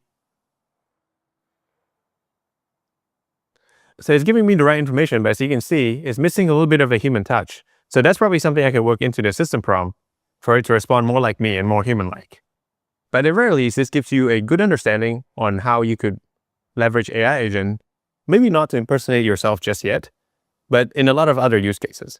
As you can see, once you've created a RAG agent like this could function as your technical support or just a bot FAQ. And this could work for HR, legal, marketing, whatever the case may be, or even customer support. But there you go. This section is to really just familiarize yourself with the Slack permission logics, and how you could potentially leverage that to its full extent. Again, this is just for fun, and we're not recommending you to replace your day job with an actual AI agent just yet. See you on the next one. In this section, we're going to walk you through how to set up the Slack API and connect it to your n8n. And then we're also going to go through the various different permission levels as well as the logic in terms of integrating Slack into your n8n workflow. If you're already familiar with how Slack API works, feel free to skip this section and go to the next one. So first, where you want to head to is the Slack API page, which is api.slack.com. And once you've signed in, you want to go to your app section and hit create new app. And what you're going to do is come up with an app name. In this case, I'm going to call it the n8n demo bot, and pick your workspace and hit create app. Now, what you want to do in your bot configuration page is first head over to permission.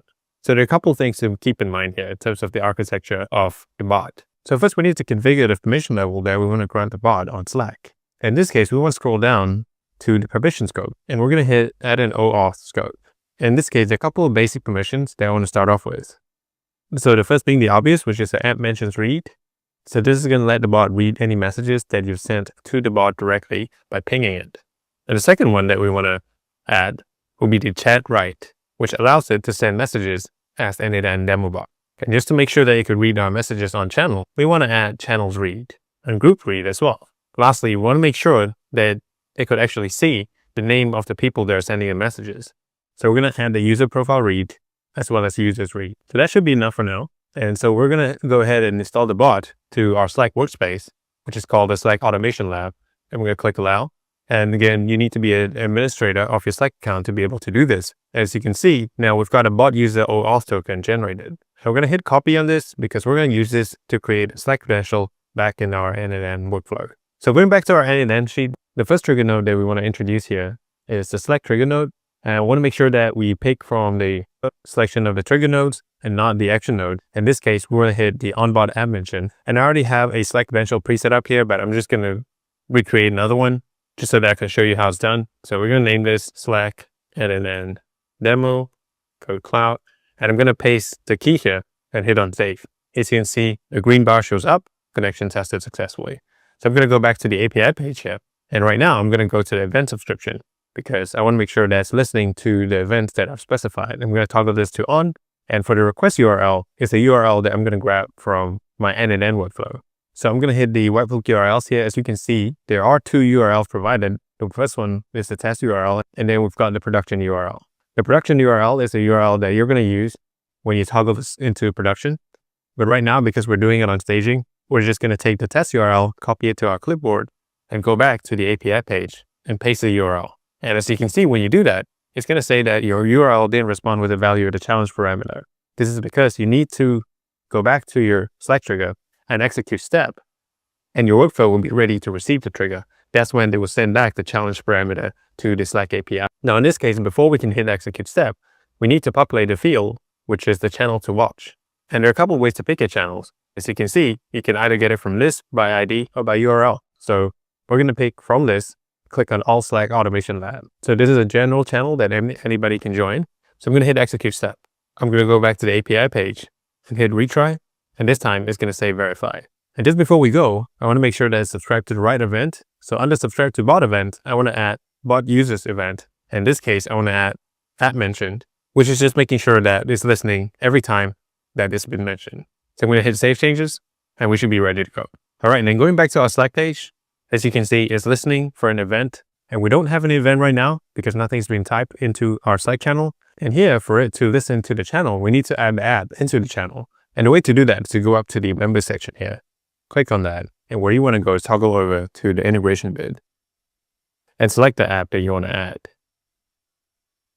So there you go. The n8n demo bot is now added to the channel. Now we're going to just do a trial run by hitting execute step. And that's going to wait for any triggers while listening to the channel. And going back to the channel, what I'm going to do is I'm going to ping n8n-demo-bot, and I'm just going to simply say hello. So I'm going to go back to my n8n, and as you can see, it's now populated the Slack trigger node. Now for Slack, there's quite an extensive amount of output payload and the information that gets passed on to the triggers. So of course, the most important bit is the text itself, or the content of the text, which is hello. But as you can see, you're also being passed other types of data like the user ID, as well as the channel ID and the event timestamp. So all of those are going to be useful depending on the use case of your workflow.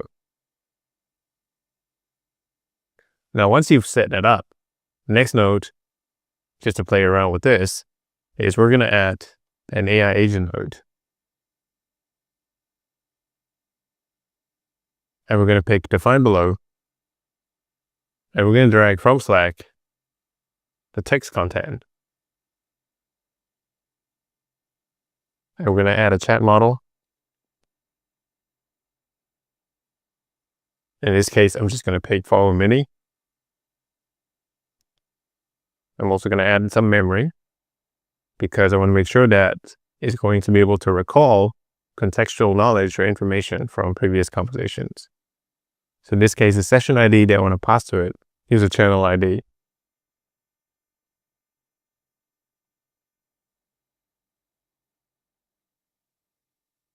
I'm not going to attach any tool for now, because essentially what I want to happen is just for the AI agent to be able to chat with me on Slack. So I'm going to add a third node, which is the Slack node.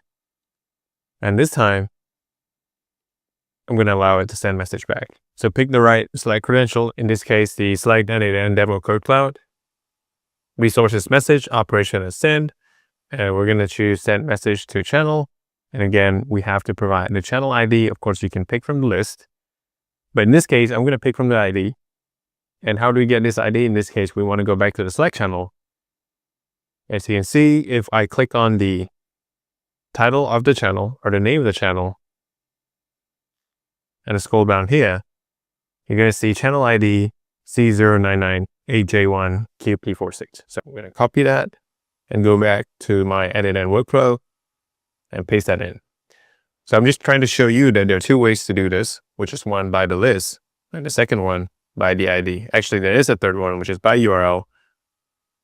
But typically selecting by ID will work for all cases.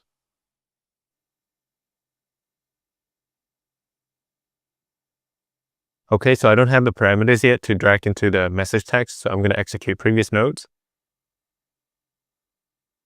And there we go, there's an output, which is hello, how can I assist you today? I'm going to drag that, put it into the message text. And I'm just going to hit execute step. All right, let's go back to our Slack channel. As you can see, it's replying to me on the channel saying, hello, how can I assist you today? And it also says automated with this n8n workflow. So we just want to click on add option. We want to click on include link to workflow and toggle that off. So I hit execute step again. And when you go back to the Slack channel, it says, hello, how can I assist you today without the automated with this n8n workflow appended to it. Cool. So that's a simple way to connect your n8n workflow to Slack. And of course, there's a lot more cool stuff that you can do on Slack, such as configuring the Slack modal and also being able to reply as a user. I'll see you in the next section. So one of the most useful features of n8n is the ability to tap into third-party tools to be used on your workflows. And these could include tools that are not natively available on n8n. And the ways you would do this would be through API calls, MCPs, or webhook calls. So in this section, we're going to run through the foundational workings of a typical HTTP request nodes, as well as how to make API calls in 3 different scenarios. So the first scenario, we'll do a simple API call to a public API endpoint that doesn't need any authentication in order to get some fun little facts about cats. And on the second scenario, we're going to make an API call to the openweathermap.org to get you the latest information about the weather on a specific city that you requested. And finally, we'll make an API call to a web scraper called Firecrawl that could intelligently scrape any web pages that you like. So we're going to go ahead and build the workflow here. And the first trigger node that we want to choose in this case is a trigger manually node. The reason why we're choosing this is because it's the simplest one. And in this case, because there's no input that we want to transfer into the HTTP node at this point, we're going to start with this. So we're going to hit execute flow to see what sort of data that populates it. So we're going to open it up. And as you can see, it's an empty payload in the output data. And this is good enough because the next node is just the HTTP request node, which does not need any input. So in this case, I'm going to hit the HTTP request node. There are a couple of options that you can choose from in terms of what type of HTTP request that you're trying to make. The most popular ones are obviously the get and the post. In this case, we're going to stay with get. And the public API URL endpoint that we want to hit is this, catfact.ninja/fact. So there's no authentication required, and we're just going to hit execute step. And as you can see, it returns a data output of a random fact about cats. So the random fact that we fetch is 2 members of a cat family are distinct from all others, the clouded leopard and the cheetah. The clouded leopard does not roar like other big cats, nor does it groom or rest like small cats. Okay, so that's very interesting. So now we'd like to do something a little bit more useful by calling an API on the weather app. So in this case, we're going to delete the HTTP node and reintroduce a HTTP request node. Again, in this case, we're going to choose post, and the public endpoint that we want to hit in this case can be found at openweathermap.org/current. And you scroll down to the built-in API request by city name, you'll be able to copy and paste the API endpoints straight into your workflow. So going back to the workflow, we're going to paste this. And before I do anything else, I'm going to blow this up.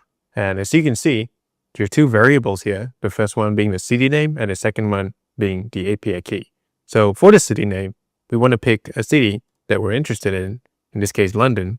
And for the API key, we need to key in a valid API key, which can be obtained from the website. So going back to openweathermap.org, the first thing you need to do is to sign up, and that's for free. And once you've signed up and gone through a little fun onboarding questionnaire, you can head to my API keys, and you'll be able to view all the API keys that you have with OpenWeather. And you could also generate a new API key by clicking on this button over here. But in this case, we already have one set up, so we're just going to copy that and paste it back in the workflow.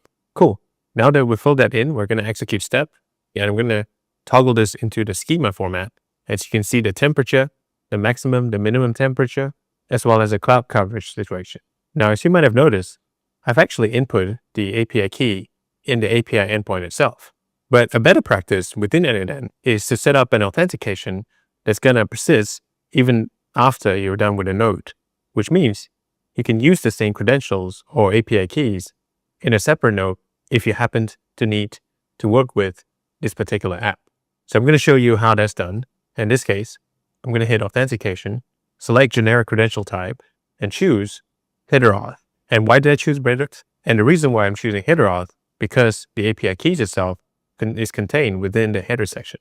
Now we want to set the new credential.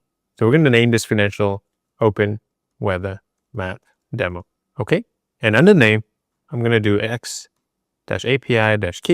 And under value, I'm going to paste the same API key. I'm going to hit on save. And there you go. My credential is saved under the name Open Weather Map Demo. Now, after setting it up as a header auth, what I can do now is actually remove the API key section from the API endpoint. Now let's run that. As you can see, it's giving me back the same information. The only difference is now my API keys lies within the preset header authentication section here. And if I were to create another node that works with openweathermap.org, I could simply use the same header auth credentials wherever I go. So this is just a very easy way to go through your workflow. Great. So now we're done with the weather app. What we want to do is to try a different scenario where we're actually calling an API endpoint of a web script. So let's delete this node. And what we want to do is, again, to reintroduce the HTTP request node. And this time we're going to make a post request to a web scraper endpoint called Firecrawl. So we're going to rename this Firecrawl Scrape. So when you head to firecrawl.dev, this may look different depending on whether you've signed up or not. I'm already signed in, so this page will look slightly different for you. But essentially, to sign up, you just have to go through a fun little onboarding questionnaire, and pretty much it's straightforward for you to sign in. And once you're in, you want to head over to the dashboard. And even on a free plan, you'll be given an API key to start scraping with. So where I want to go from here is to go to the docs, because this is where all the API documentation is going to rest at, and get the API reference. In this case, I want to scrape, so this is the post request for scrape. I'm going to hit on try it and copy the curl command up here. And before copying the curl command up here, what I'll do is I'm going to put in the URL of the page that I want to scrape. So in this case, the page that I want to scrape is actually TechCrunch, specifically the Gen AI section of the news. So I'm going to copy that and go back and just paste the URL here. As you can see, that's going to change the JSON body of the URL to the URL that I've intended here. Of course, you can do this manually within the workflow itself as you import the curl command. But I thought it's easier to just do it beforehand. And we can just copy the whole curl chunk and go back to the workflow here and click on import and paste the entire curl command.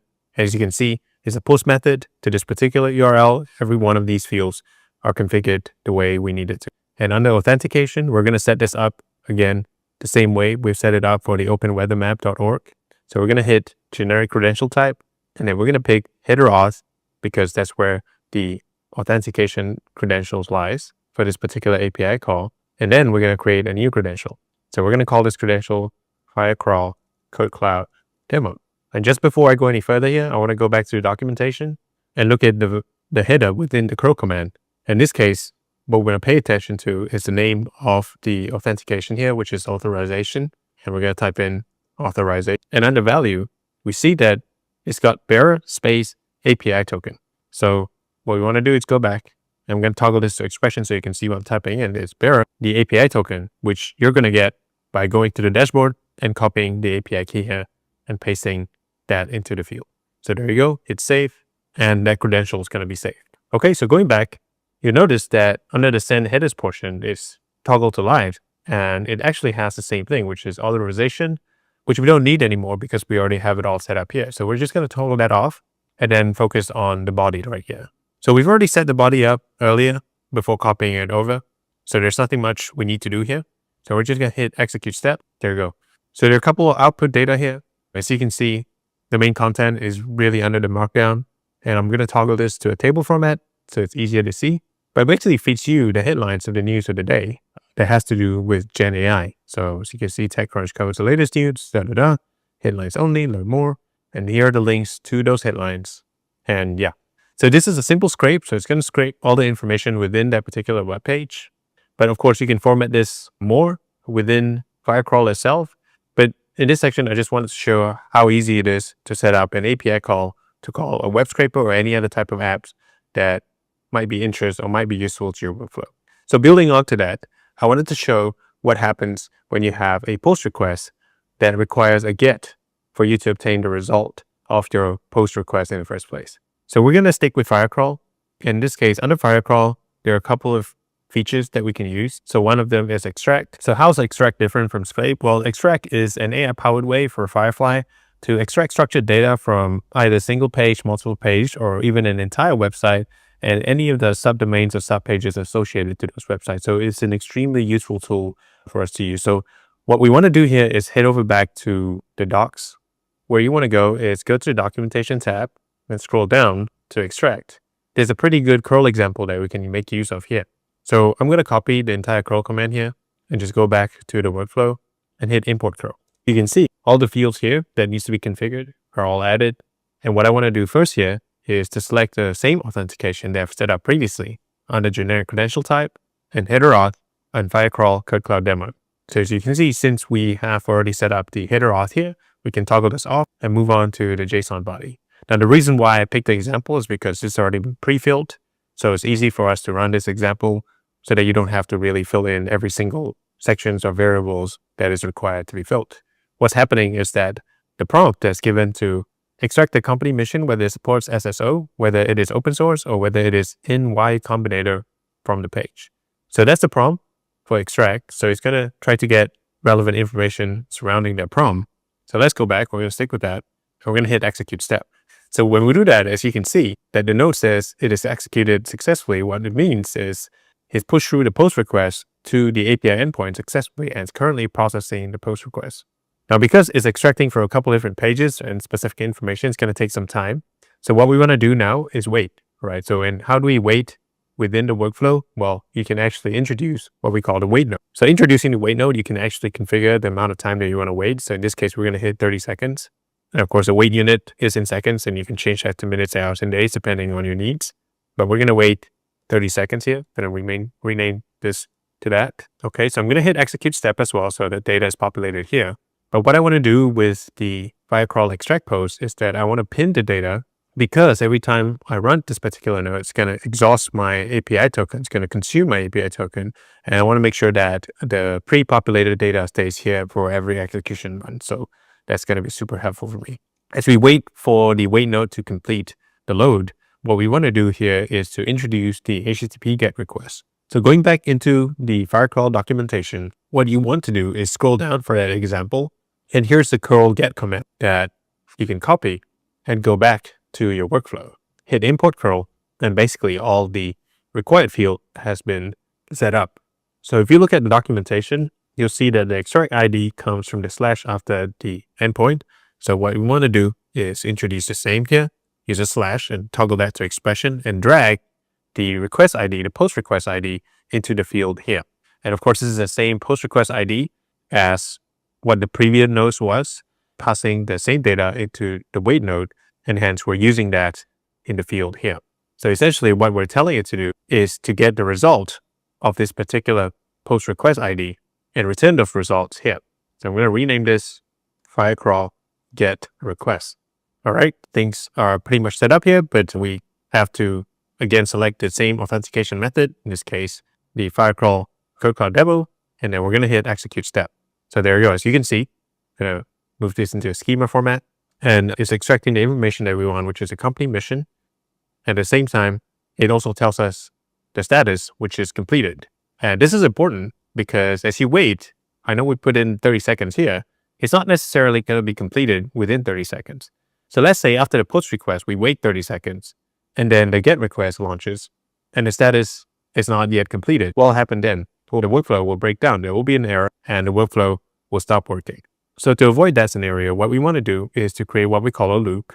And in this case, we're going to add an if node so that we can continue that logic.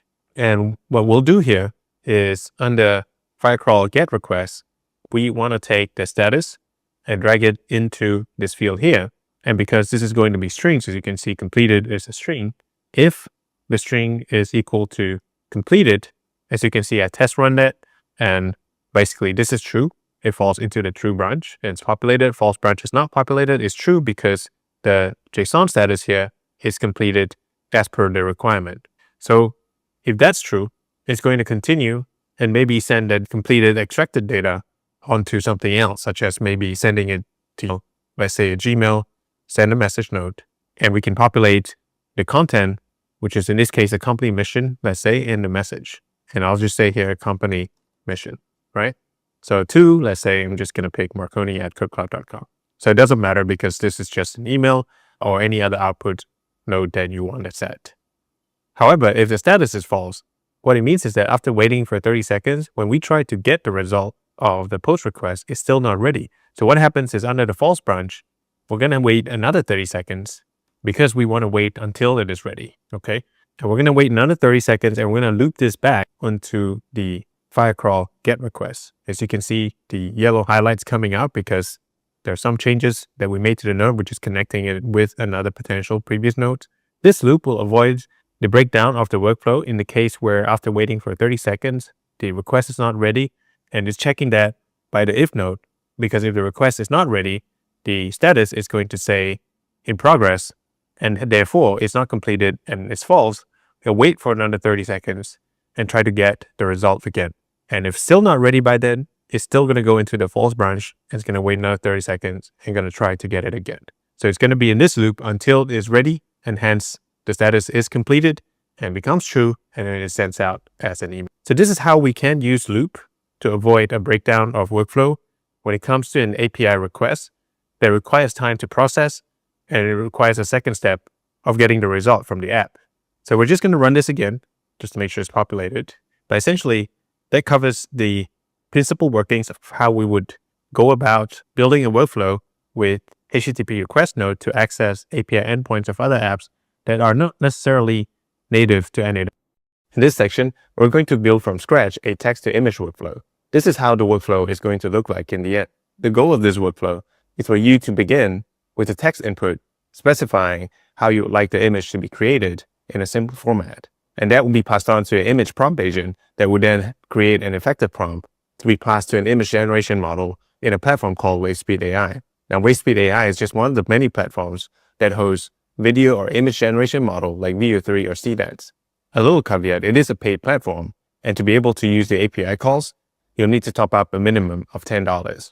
Now, we'll walk you through how to set up a post API call to WaveSpeed and how to post a get API call to get the result of the image from WaveSpeed, and then how to set up an if loop just to make sure that the workflow doesn't break down when the image or video isn't ready yet.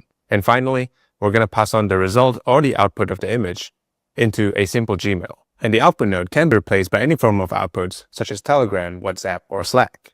Now, starting from scratch, the first trigger that you want to hit in this case is the chat trigger node. And again, we're choosing the chat trigger node because we want to be able to tell the workflow a certain specification of the image that you want to be generated. And this doesn't have to be super detailed because, again, you will have an AI image prompt agent that's going to help you craft an effective prompt. But in this case, I'm going to just populate the chat node data with a simple create an image of a cat flying through hoops of rainbows. All right. And that data is now populated in the payload. As you can see, the chat input is create an image of a cat flying through hoops of rainbows. Cool. All right. And the second node we're going to introduce here is the OpenAI node, which is just a message model node. In this case, I'm going to rename this image prompt generation AI. All right. So the OpenAI account has been connected as how we've gone through in the previous section. And we're going to choose a model here and we're going to pick GPT 4.1. And of course, we're going to drag the chat input into here as the user input. And what I'm going to do here is I'm going to add a system message just to specify exactly what I want this node to do.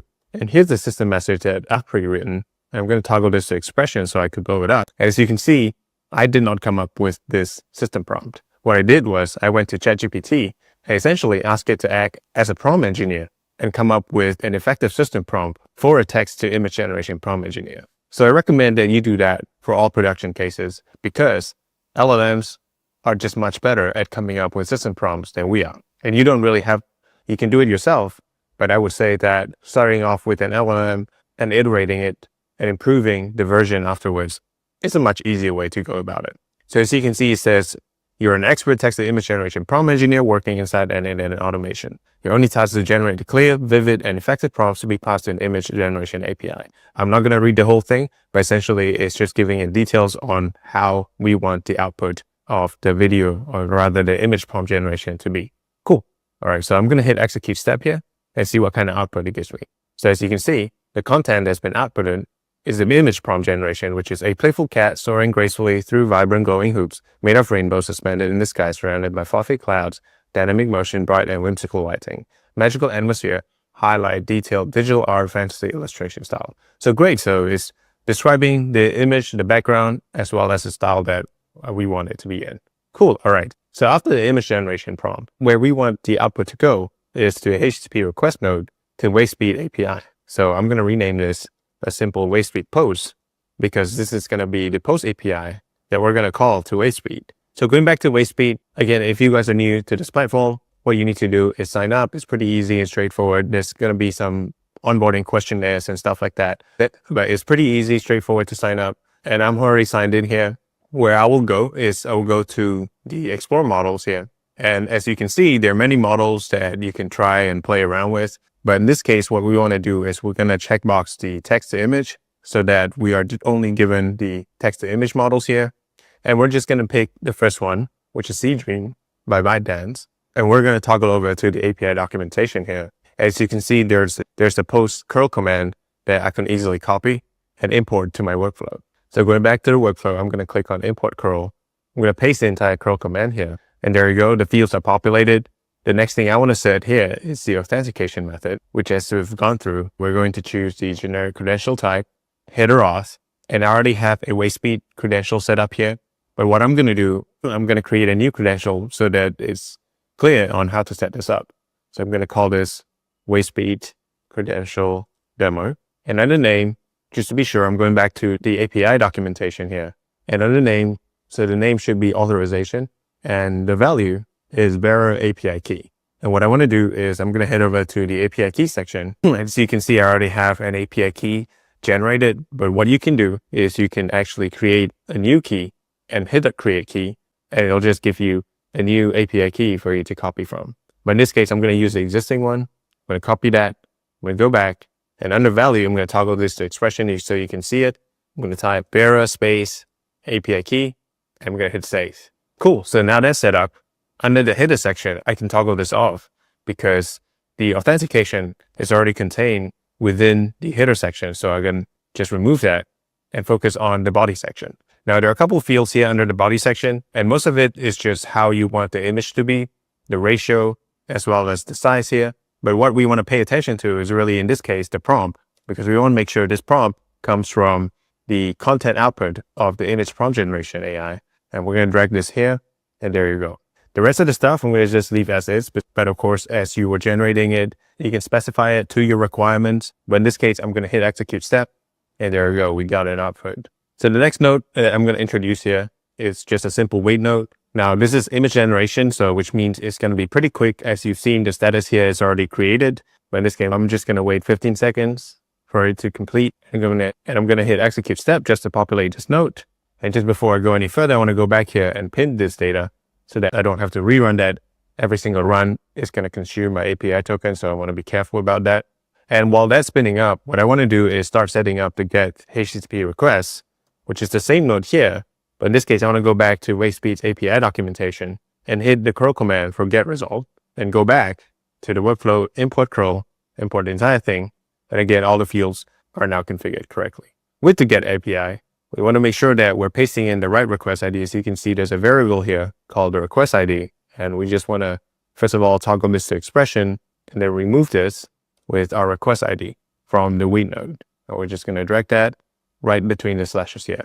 And what we're doing here basically is we're calling the post API, and WaveSpeed's receiving the image request and is processing the image. We waited 15 seconds and now we're going to get the image, but we got to tell WaveSpeed which image that we're trying to fetch.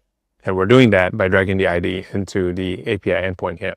Under authentication, we're going to choose generic credential type, header auth, and the same credential here. And of course, similarly, we can toggle off the headers because we already have it within our credential. Rename this to WaveSpeed get, and we're going to hit execute step. So we're seeing a couple of things in the payload here, but essentially the URL link to the image is the output link here. All right. So I'm just going to copy that and paste it to see what the image looks like. So this is what the image looks like. It's a cat jumping through hoops of rainbows. That looks pretty cool. All right. Now that that's done, again, what happened here is that the get API was called after the status has been created. So the result exists and is valid. But what about the case when WaveSpeed is taking its time to create an image, or when it's a video generation model? It's probably going to take longer than just 15 seconds. So in the scenario where the get API call is made when the image is not ready, it's not going to give you any result. In fact, it's going to bug out or error out. In that case, the workflow is going to stop without rerunning it because essentially it's just going to error out on this node. So what we want to do to avoid that scenario is we want to create an if loop. In this case, what we want to do, we want to drag the status string from the WaveSpeed get HTTP request and essentially say if it's equal to completed, then it is true. I'm going to hit execute step here, and it goes into the true branch because the status has been completed. So the if branch acts like a logic node where it can filter out the output based on the logic that you've set. So in this case, the logic that I've set is for the status to be completed, and that's true. It falls under the true branch, and it can continue. In this case, I'm going to set the Gmail note, send a message. I've already set up my Gmail account. Essentially, I'm going to send this to myself. The subject is image generated, and I'm going to drag the now variable just so that we can tell by the title when this is created. An email type can be text because I just want the link in the email, nothing fancy. And the message, we're going to drag the output here so that the link to the image is sent to me via email. All right, so I'm going to hit execute step. As you can see, the email has been sent.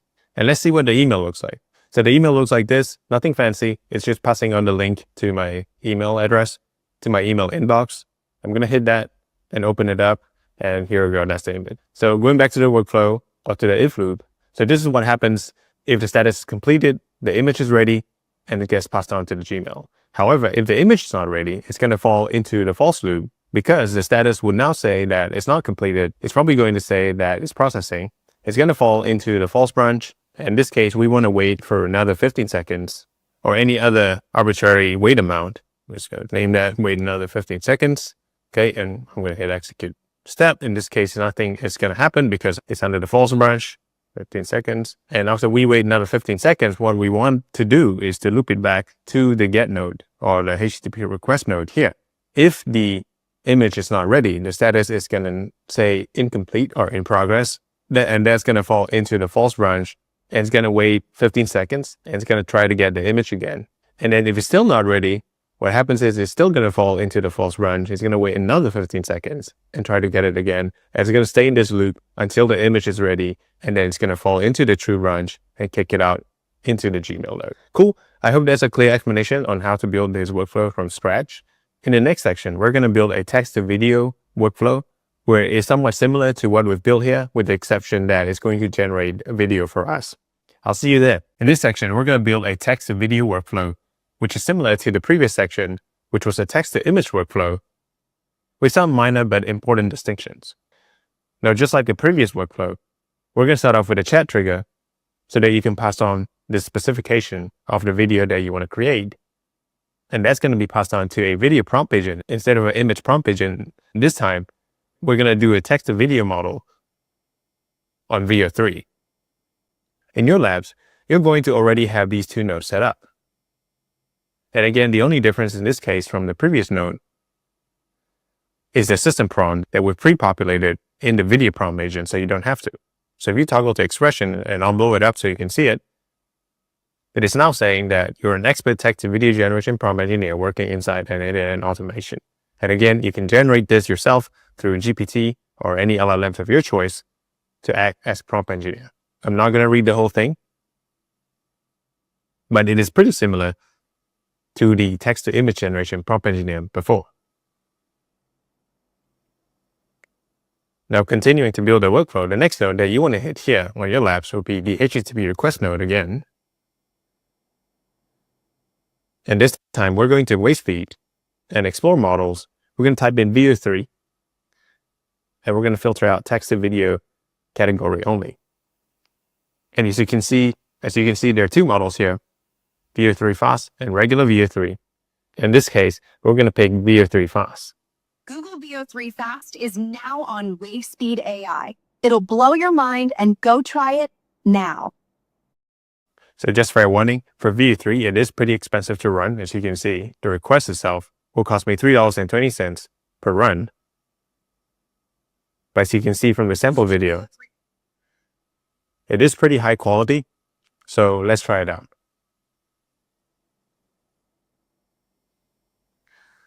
So toggle to the API documentation section. And what you want to do here, very similar to what we've done in the past section, is to copy the entire curl command and go back to the workflow. We're going to import the entire curl command here. And again, this is a post method. And we're going to say wastefeed post for the name of the node. Authentication, we've set it up earlier in the previous section. So we're going to just select the same generic header auth with wastefeed credential demo. And we're going to toggle off the send headers and focus on the send body section. And just before I completely set this up, I'm just going to populate the previous nodes just by saying create a video of 5 gorillas on a boat having a great fishing trip. Okay, so I'm going to type that into the chat node. It's going to pass it on to the video prompt agent. And let's check out what's the output from the video prompt agent. It says, a lively cinematic scene of 5 gorillas on a wooden fishing boat in the middle of a sunlit lake, laughing, cheering as a really big thrashing fish splashes of water in the golden sunlight. All right, looking pretty good. So let's try that out. And we're going to open up the HTTP request node here. Going back to the JSON body section of the wastefeed post node. What we want to take a look here, as you can see, there are a couple of parameters that were now mapped correctly. And this sometimes happens when the curl command either wasn't formatted correctly or wasn't parsed over in a correct way. So in this case, what I want to do is I'm just going to use JSON, the raw body JSON. And in this case, I'm just going to copy the entire body of the JSON curl command and go back to the workflow and paste the entire body. And from here, essentially what I can do is I'm going to replace this with the string content from the video prompt agent. All right, so I'm just going to delete that. And I'm going to drag this. Again, I need to toggle this to expression. Let's blow that up and drag this content over in between for the prompt. And you can take a look at the right-hand side for the result. which is, yes, the prompt is now a lively cinematic scene of 5 gorillas on a wooden fishing boat in the middle of a sunlit lake.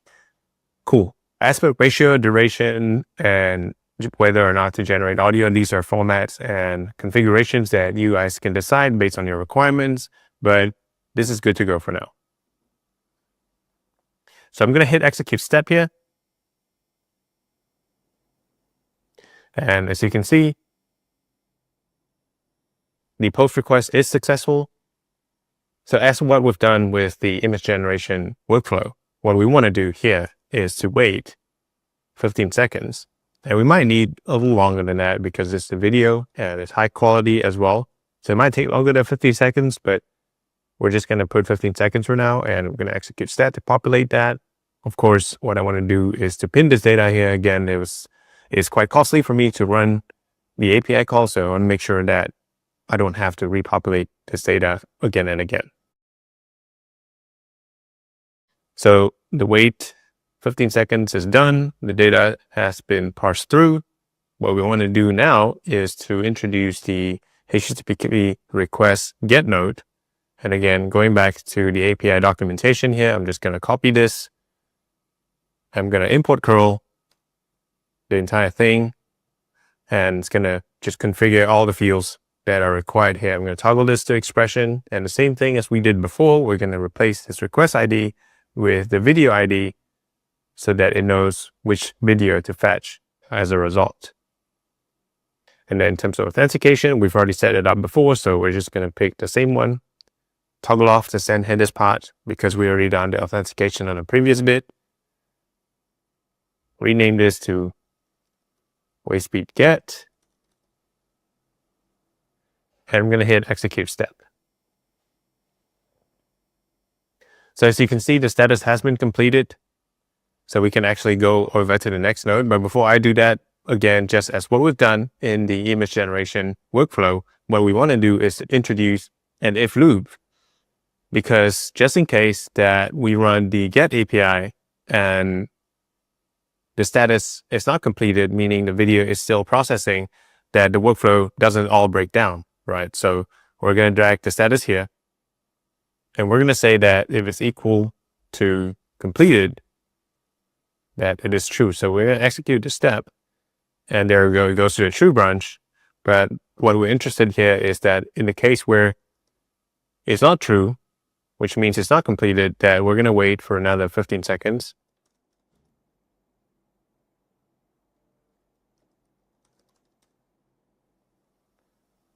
All right, I'm going to set that as 15 seconds. Okay. And we're going to loop this back to the get HTTP request node. And what essentially we've done is that in case when the status is not completed, it's going to go into the false branch. It's going to wait another 15 seconds and it's going to try to get the video. And if it's still not done, it's going to fall under the false branch. It's going to wait another 15 seconds and try to get the video again. It's going to go in a loop until the video is ready and becomes true. And then we can kick that out to a Gmail node or a Telegram node or whatever node in terms of output that you want to send it to. All right, so it's going to configure this, send a message. Again, it's going to be the same thing as before.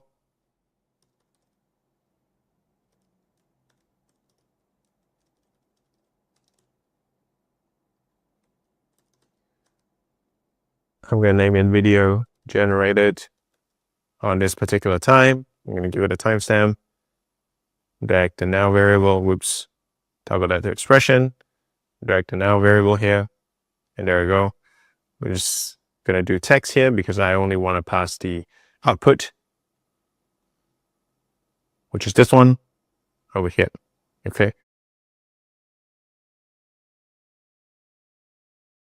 And I'm going to hit execute step. And there you go, message is sent. Let's look at our email and check out the video. So this is the video link. I'm going to click on that. It's going to download the video. I'll open that up. Okay.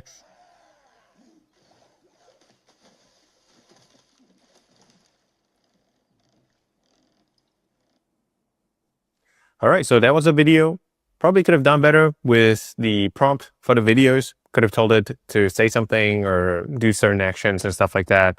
And of course, if you have any particular requirements in terms of the style of the video, you can always tell it that. Right now, it's still a little 3D-ish to me. So I definitely could do a bit better. Of course, this is Veo 3 fast. If you want higher fidelity, you can definitely pick a higher model like just a full Veo 3. But again, it is rather costly. Veo 3 is one of the costliest model out there for video generation. So alternatives to that could be Cdans or Kling or Want, which are models that are available in the same platform, which is wavespeed.ai, and of course, a lot of other platforms as well. So that's a quick build along for the text to video workflow. And in the next section, we're going to do an image to video workflow just to complete the whole set. And we can explore how to actually implement or use that in a real life use case, such as a marketing use case or just for fun. See you in the next one. So in this section, we're going to build an image to video workflow from scratch. Just because for an image to video workflow, we're going to need two inputs. One being the base image that the video is going to base off. Second being the video generation prompt that we want to send over to the video generation model so that it can effectively craft videos based on the image as well as your requirements and specifications. Because of the multivariate inputs that's required here, we do need a centralized way that we can communicate with the workflow. In this case, a platform that we'll use for this demo is Telegram or any other communication platform that you spend most of your time on.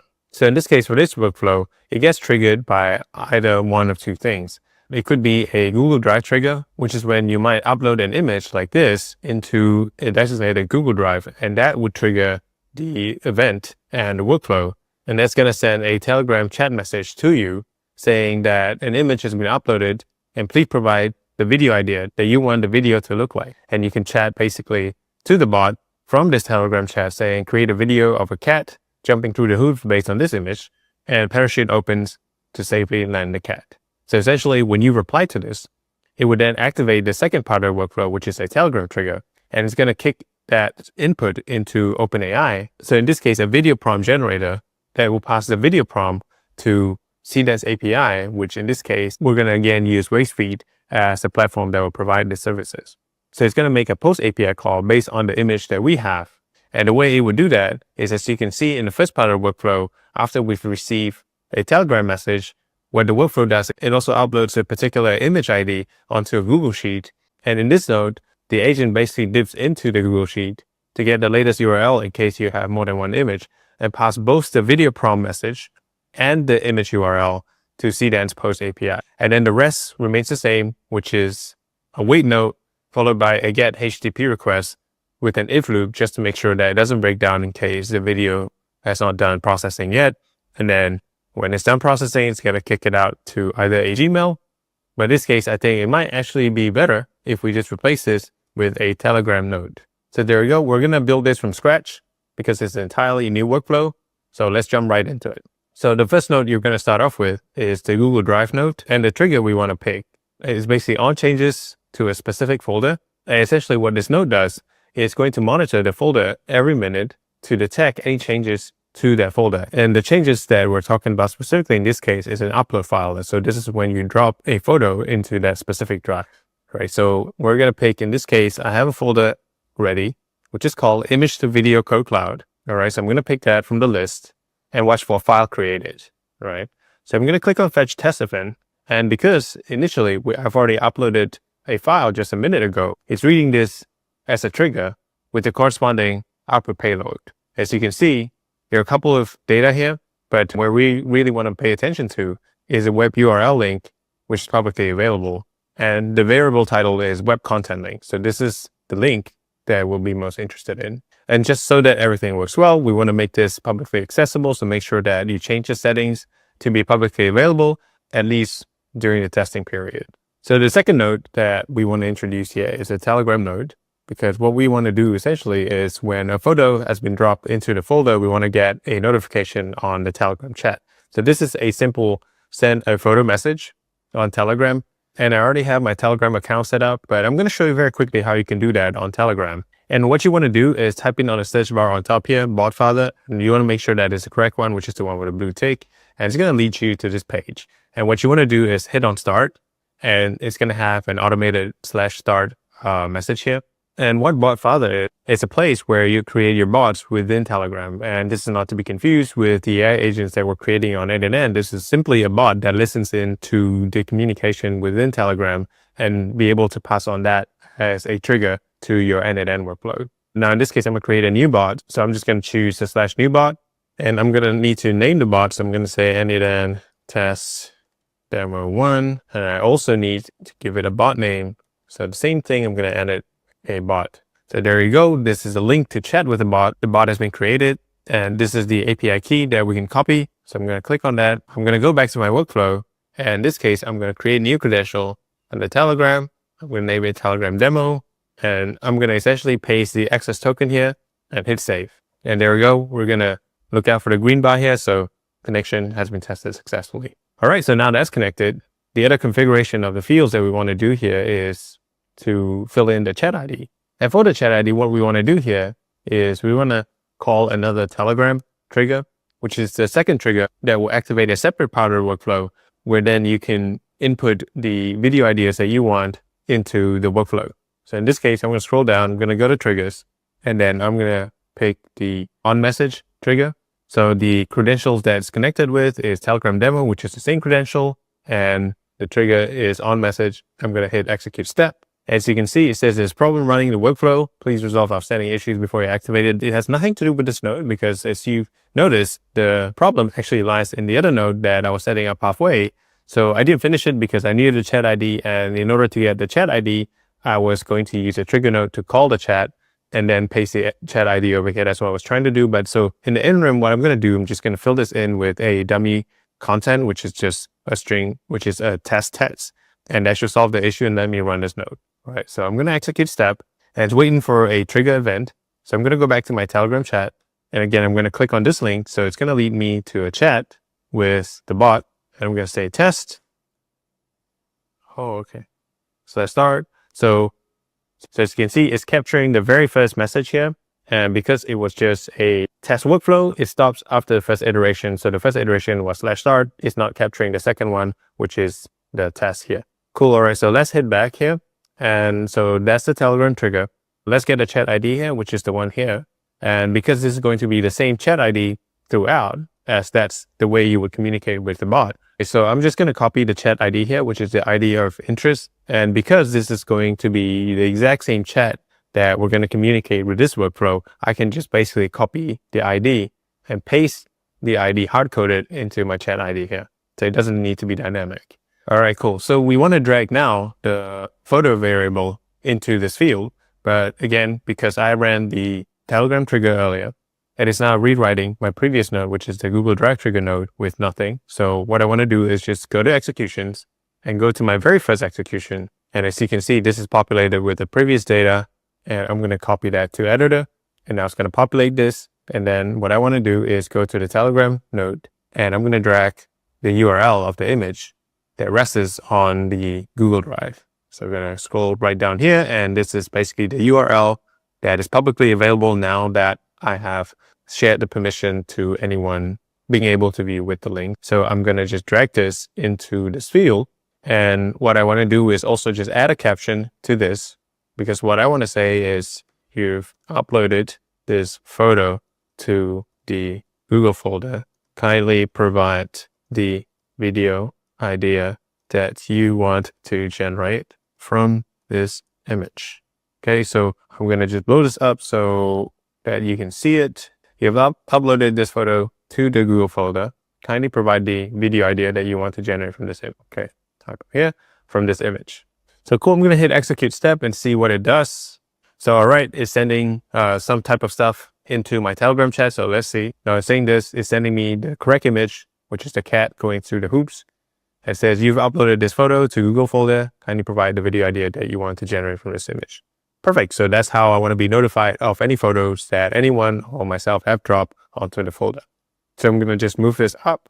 And the next node, just finishing this part of the workflow, would be a Google Sheet node, because what we wanted to do is we wanted to append a row in Sheet, or rather log the information about the photos that have been uploaded into the Google Sheet. All right. So this could be, we're going to name it image log. All right. So it is simply logging into a sheet that I've created here, which is called image to video log. And it's just a simple 2-column sheet. The first column being the image URL, the second column being the date when it was uploaded or created. And I'm going to make sure that the sharing permission is public as well. And I'm going to head back here And I'm going to choose from the list image to video log. So there's only one sheet there. So it's going to be sheet 1. And it's going to read out the 2 columns, which is the image URL and date. For the image URL, what we can do is that we can go to the Google Drive trigger and drag the same web link from Google Drive and just paste it here. And for the date, we want to scroll down to variables and we're going to drag the now variable. All right, cool. We're going to hit execute step. All right. And then we see that now the second image has been uploaded at this time. Cool. All right. So that's done. That part of the workflow is completed. What we want to do now is to move on from create a video prompt agent. And in this case, I'm going to use Open Messenger Model Node. And this is essentially a video prompt agent. And I've got my OpenAI account already connected as before. I'm going to choose the model here, which is GPT 4.1. And again, I want to execute the previous node. Okay. And right now it says test. Not very meaningful for me to run the test run. So what I want to do is I want to open up the node and execute step so that it can get new information. And then I'm going to go back to my Telegram chat and I'm going to create a video of a cat jumping through hoops of rainbows and opening up a parachute towards the end so that it can land safely. Okay, so I'm going to send that message through Telegram. As you can see, it's getting the text, which is create a video of a cat jumping through hoops of rainbows and opening up a parachute towards the end so that it can land safely. Cool. Okay, so let's go back to the video prompt agent. Now this is populated. What I want to do is I want to drag this text into the prompt field here, which is the user prompt, because that's the video idea that it's going to work on for its video prompt. So next thing I want to do is I want to define the system prompt for this node. And again, it is pretty similar to the previous sections where it was a text to image or a text to video model. And you can definitely make use of ChatGPT to effectively create and craft the system message for a video prompt engineer. But what I want to show here is I'm going to blow this up, put it on expression so that you can see is the output format. So this time I didn't put in much effort in terms of trying to really prompt engineer the system message. So as you can see, there are 2 main tasks for this particular node, which is the first one being create an effective video prompt to a prompt video generation model based on users' input, which is great. And then the second one is to make sure that the output is separated into 2 JSON objects, which is what the next node is going to expect from this particular node. And the first one being the video prompt itself, which is going to be in strings. And the second one is the image URL, which is the image that the video generation model is going to create a video based off. And in order to fetch the image URL, we need to make sure that we're attaching the right tool for the agent to look at. And in this case, is the Google Sheet attach tool. And what I want to do is for it to get rows from the list, it's going to be the same image to video log sheet. And we're going to pick the only sheet that exists in that project, which is sheet 1. And there we go. So essentially what I'm telling it is to go back to the system prompt again, that it's going to fetch this value from the last row of the attached Google Sheet log tool. All right. So we just want to name it just for clarity, Google Sheet log. Okay, cool. So we're going to run this and execute the step and see what the output is. And again, even though we have already specified the output in the system prompt, we just want to make sure that we toggle on the output content as JSON, just to make sure that it's outputting it as 2 separate JSON objects. And as you can see under the content here, there's the prompt strings and the image URL strings, which are the 2 expected parameters in the next node. So the next node, what we want to do here is just a HTTP request node. And again, we're going to import curl here, go back to wave speed, and under models, this time what we're going to do is we want to check the category image to video. And there are a couple of options that we can choose from, but in this case, we're going to choose the first one, which is CDance version 1. All right, cool. And we're going to toggle into the API docs, copy the curl command, which is the post method here, go back and essentially paste the entire thing. And it's going to configure everything here. Authentication, we've set it up previously. So we're going to just choose the same authentication here. And for that, we can toggle off the header part because the authentication has already been included in the credentials.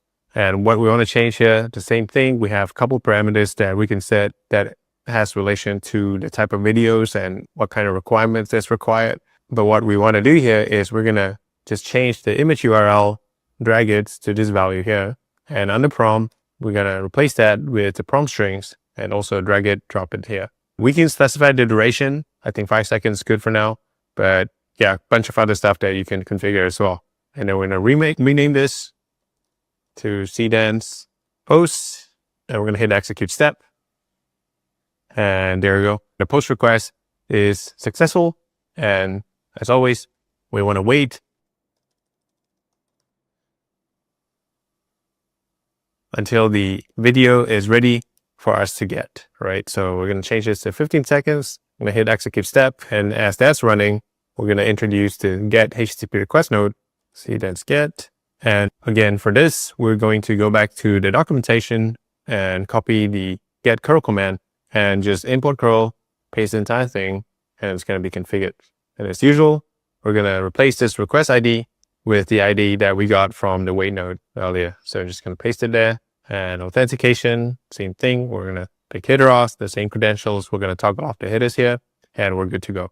So as you can see, it's waited 15 seconds, and we're going to try to get, and the status is completed, so that's good. So 15 seconds was enough to get that, but just in case, again, that's not ready yet, we want to make sure that workflow does not break. So we're going to pick the if node, create an if loop. So we're going to say that if the status is equal to, I'm just going to copy and paste, make sure that it's word for word the same, completed, then it's going to fall into the true branch. It's going to go to the next node, but in case it's not completed, it's going to go into the false branch. It's going to wait another 15 seconds, right? I'm going to execute a step. Actually, it doesn't matter because it's going to fall into the true branch. I'm going to reconnect it back to the get requests because in case it's not ready yet, it's going to wait another 15 seconds. You're going to try to get it, and it's going to wait another 50 seconds and try to get it again until it's ready. So in this case, it's already done. What we want to do is to just move on to the next node because it's true. And the next node that we're going to append here would be the Telegram node. And this is going to send a video node. Telegram send a video. And again, chat ID, it can be dynamic or you can just hard code it into the thing. But in this case, because I already have it plugged in, I can just drag the ID here. In terms of video, we're going to get it from the if node. We've got the output right there. Going to drag it in here. Okay. And we're going to hit execute step. All right, as you can see, sending over some stuff on the Telegram. So let's go to Telegram and check it out. There we go. As you can see, it's a video of the cat jumping through the hoops of rainbows and parachute opens and it lands safely. Cool. All right. Of course, a lot of things can be done again with the prompt. We could define what kind of style we want it to be. This is a bit more cartoonish. If we want it to be hyper realistic, that's possible as well. So we just need to include all of that in the system prompt. All right, I hope that's a clear build along of the image to video workflow. So in the next section, you're going to practice building it from scratch yourself in the labs, and I'll see you in the next one. And just very quickly before we go, I just want to point out that I'm building this in one single workflow or one single worksheet. But what you can do, you can actually separate these two workflows into two separate worksheets, and it'll just make it much easier for you to troubleshoot and iterate as you go. So just in case if there's any error and the workflow is bugging out or erroring out, you can actually zoom in to any one of the workflows that are bugging out instead of looking under the hood for these two workflows at a go. So if you separate it into two workflows, you're going to know which workflow is breaking down, and you could go into the relevant workflow and find out what's not working within the notes. With that, I'll see you in the next section. In the previous section, we talked about how we can access WaveSpeed API to call on text-to-image or text-to-video generation model like Veo 3.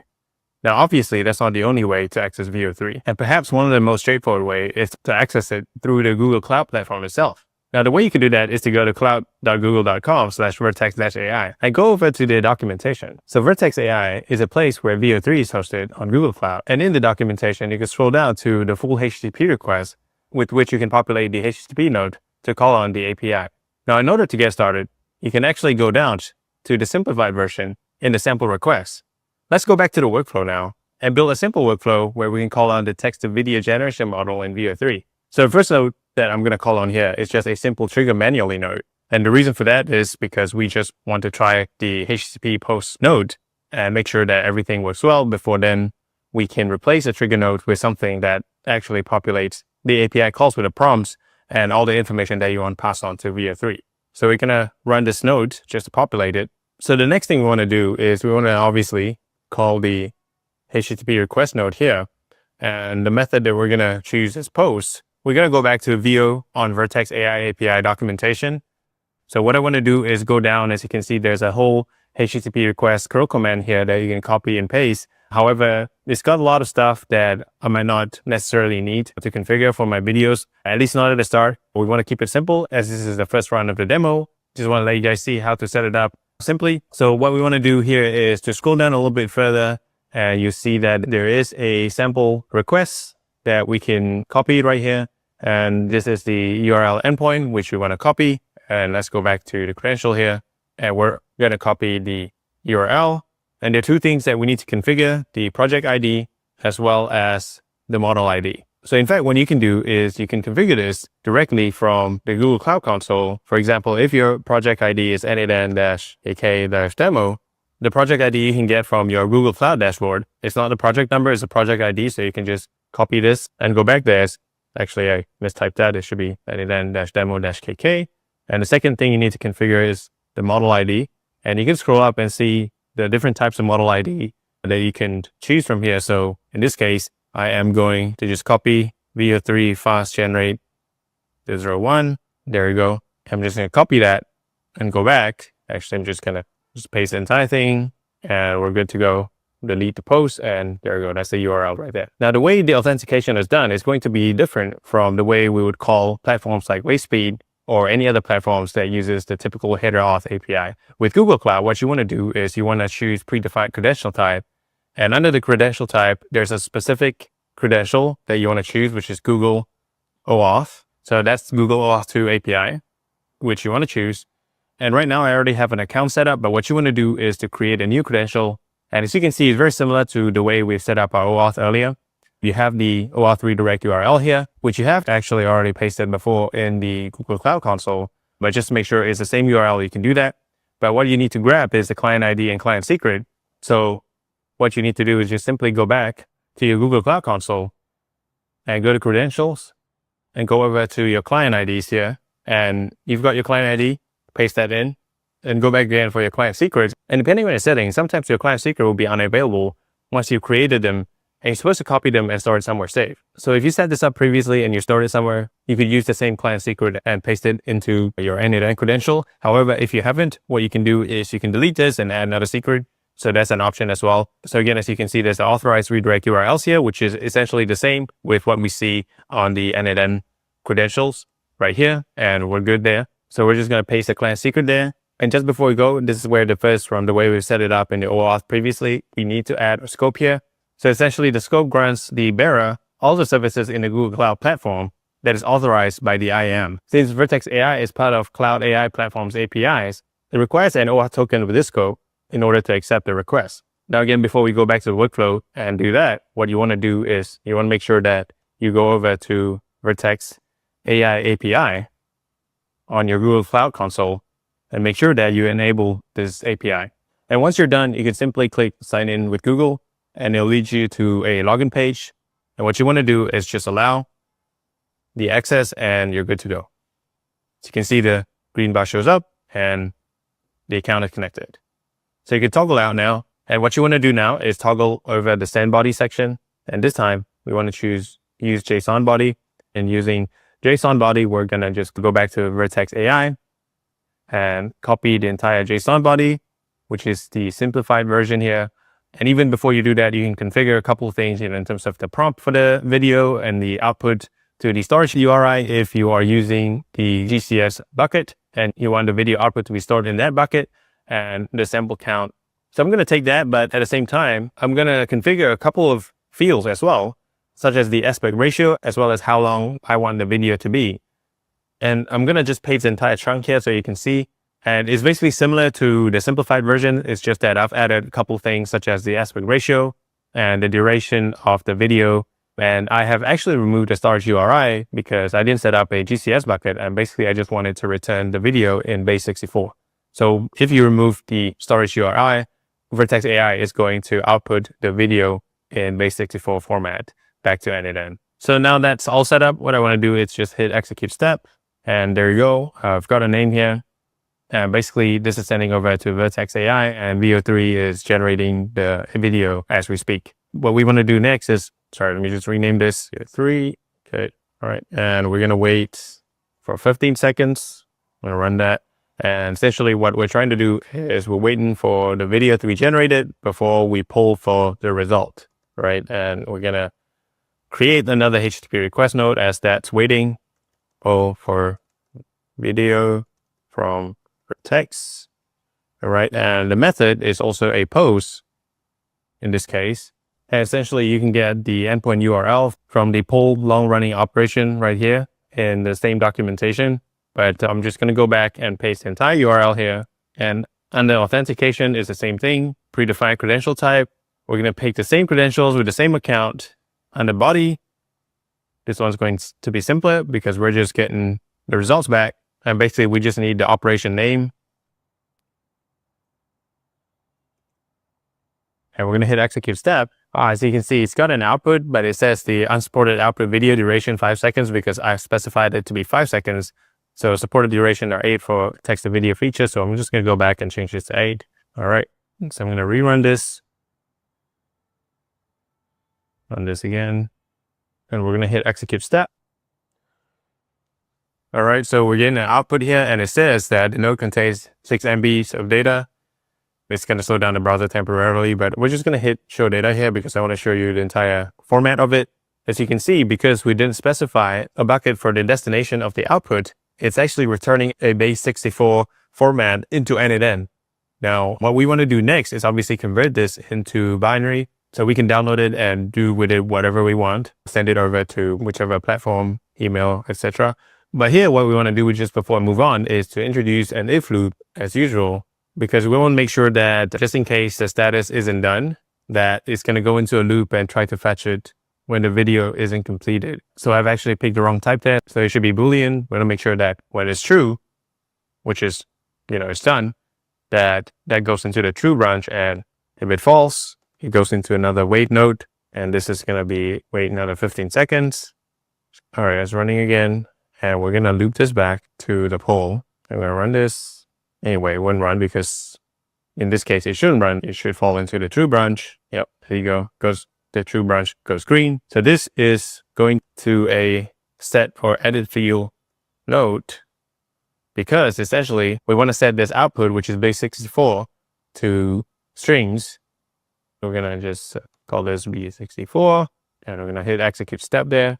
And the output is rather large. This is coming back as strings. And the last step here we want to do is to convert file, and we can pick move base64 string to file. So there, we're going to hit show data there. We're going to drag this parameter right here into base64 input file, and we're going to output the file as just a typical default name data. Going to hit execute step there. So as you can see, we're getting an output here, which is the data. Now we can just download the file, and that's essentially the video. Let's open that up.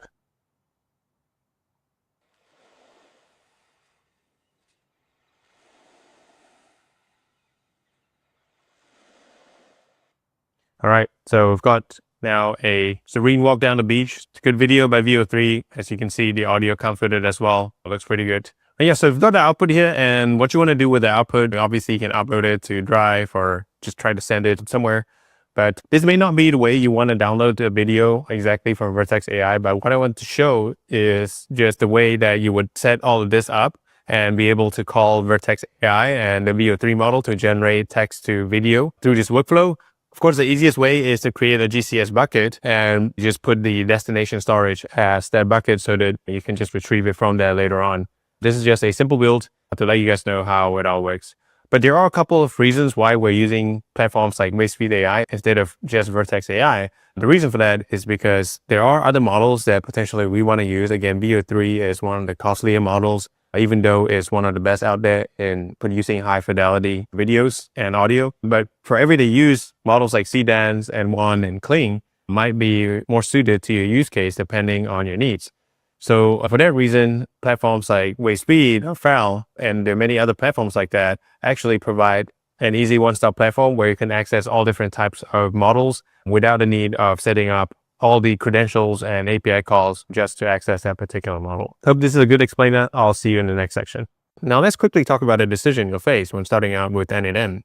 Should you use n8n Cloud or should you self-host it? Both have their perks and a few trade-offs. Starting out with n8n Cloud gives you the benefit of simplicity. You just sign up and start building. No service, no Docker setup, no headaches. Updates and security patches are handled for you, so you're always on the latest version as long as you update it on your admin panel. Plus, if you run into trouble, you've got official support and uptime monitoring already built in. But the trade-off? Cost and control. With cloud, you're paying subscription, and while it's worth it for convenience, you don't get full control over the environment, and you're limited to the tier 10 resources that n8n offers. On the flip side, self-hosting means you get total freedom. You decide how much power your instance has, where it's located, and who has access. It can be much cheaper if you already have a server space, or even want to run it locally for personal projects.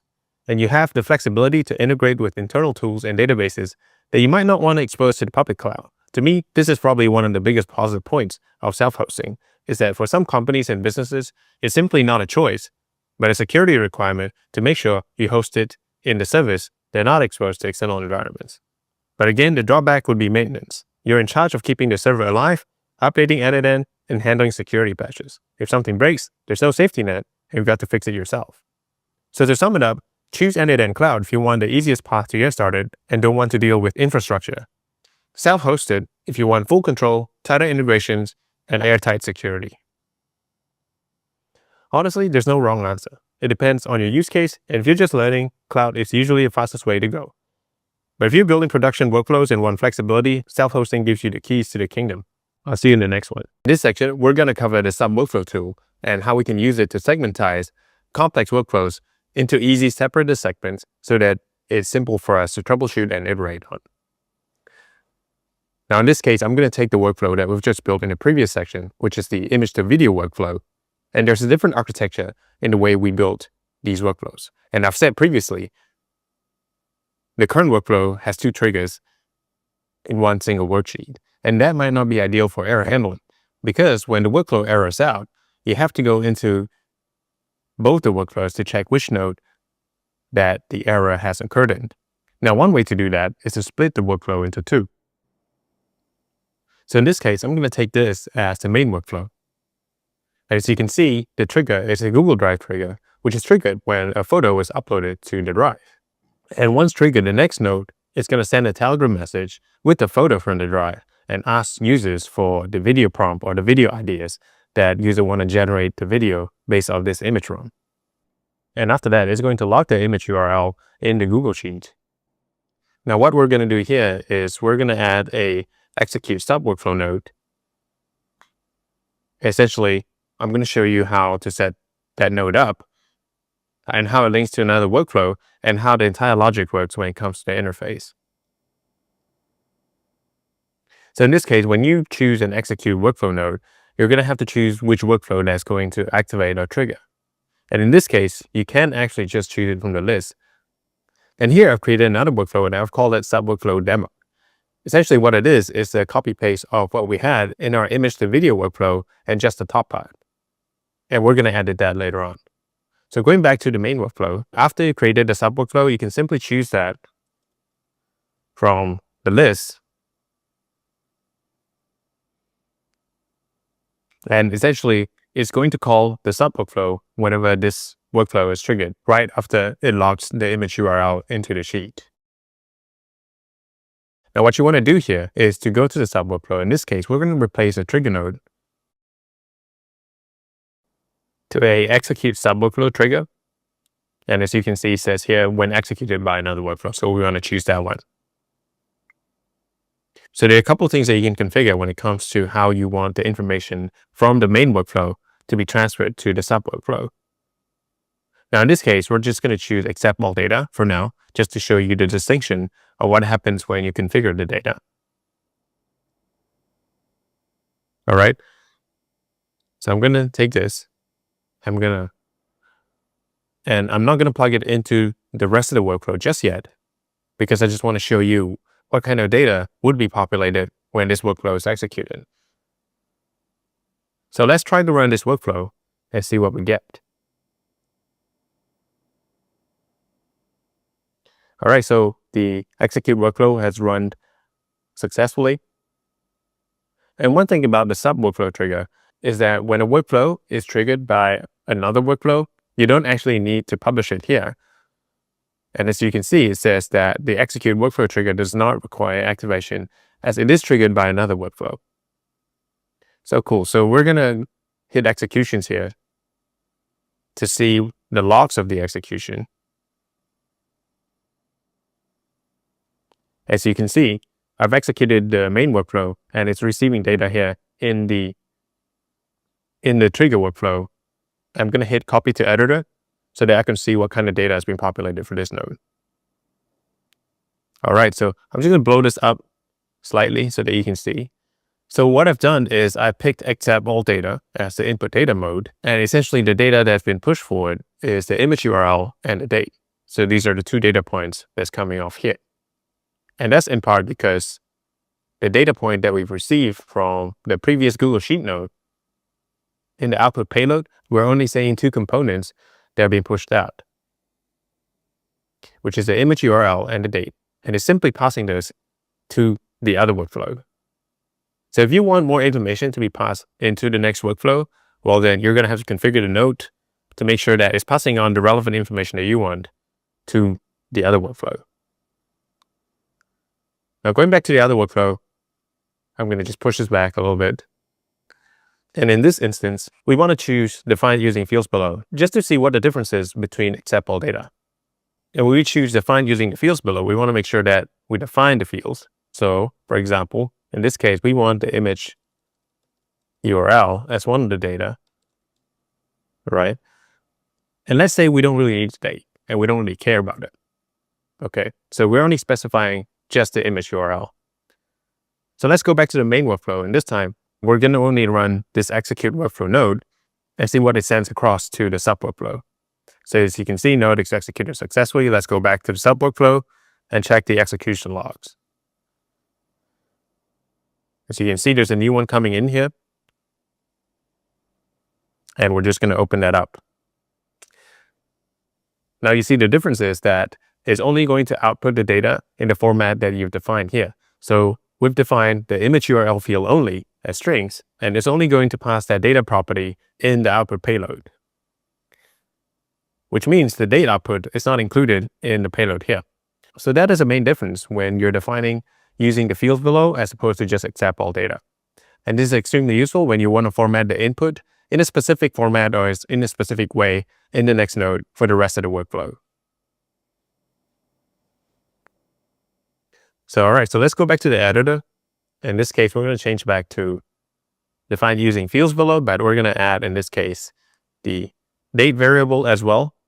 I'm just going to hit execute step again, and there we go. They know inputs data. So what it's doing is it's outputting these two variables with no content inside. Cool. All right. So now when we look at the architecture, what's going on here is that the two workflows are activated when a photo is uploaded on Google Drive. The user is notified on Telegram that a photo has been uploaded together with the image of the photo. And that image is then logged into an image log sheet. And then the sub workflow is called. So in the sub workflow, this trigger is the start of the entire chain of workflow here. And what we want to do now is to chain it up with the video prompt agent here. What we want to do just before we chain it up with the video prompt agent here is we want to add a Telegram node.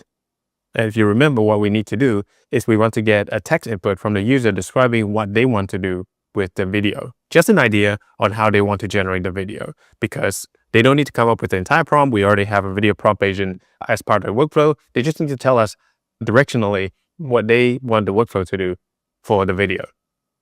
So in this case, we're going to select the send message and wait for response node. So we're going to make sure that we pick the right Telegram account. And in this case, I'm just literally going to go back to the main workflow. I'm going to copy the chat ID because it's going to be the same chat ID that we use. Right? Again, you can make this more dynamic by passing it through the execute workflow node and passing it into the sub workflow. But in this case, because it's going to be the same chat, I'm just hard coding it into the fields. So now previously the Telegram node will show the photo to the user and say that you've uploaded this photo to the Google Drive. Kindly provide the video idea that you want to generate from this image. So we don't need this part anymore, because this is just going to be a notification message. Instead, we're going to have the message sent here. in the sub workflow. So we're going to make this a question, which is, could you provide the video idea that you want to generate from this image? Question mark. And we want the response type to be free text. All right. Cool. So I'm going to hit execute step here just to see what we get on the Telegram. And as you can see, the message that we got from Telegram is, could you provide the video idea that you want to generate from this message? All right. And there's a respond tab here, which I can click on. I'm going to open that link and basically type in my response for the video generation ideas that I want. So create a video of a cat flying through hoops of rainbow and landing on a field of sunflowers with purple unicorns running in the background. All right, so we're just gonna do that and hit submit. And cool. All right, so let's go back to the workflow. And as you can see, we're receiving, and this is kind of hard to see, but I'm gonna just drag it to the left a little bit. As you can see, the input that we're getting is to create video of a cat flying through hoops of rainbows and landing on a field of sunflowers with purple unicorns running in the background, which is the text that we've input into the field there. Cool. All right, so we've got an output data here. And what we want to do now is to chain up the output. And let me just blow this up again so that you can see. So we're going to chain that up with the video prompt agent. And now we're going to have to configure this very quickly and just drag the text from the Telegram. Again, drag this here to the right, the text which contains the video idea into the prompt here. And this is going to be the user prompt. Essentially, in terms of system message, it's going to be the same because we still want it to create an effective video prompt to prompt the video generation model based on user's input, and also to output only the following two values in JSON format, which is the prompt that it generates, as well as the image URL that it fetches from the Google Sheet. So everything else stays the same in terms of the rest of the workflow. The only difference is we've now changed the trigger to this workflow from a Telegram on message trigger into a executed by another workflow trigger. So the rest of the workflow is going to run the same. And what I'm going to do now is I'm going to do a top to bottom run of the master workflow and the sub workflow as well. So I'm going to hit save here and I'm going to hit execute workflow here. It runs the execute workflow and it's spinning. The reason for that, if we go back to the Telegram, it says that I've uploaded this photo, which is correct. And again, it says, could you provide the video idea that you want generated from this image?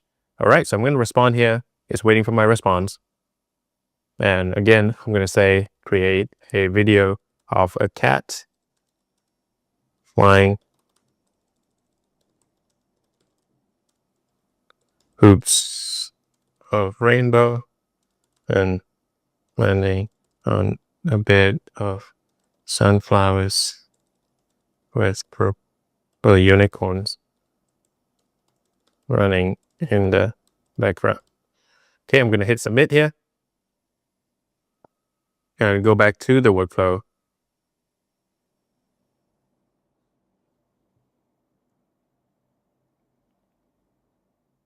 It's not showing anything right now, but if you go to the execution logs, you can see that it's getting an input, it's getting a trigger, and it's running the workflow.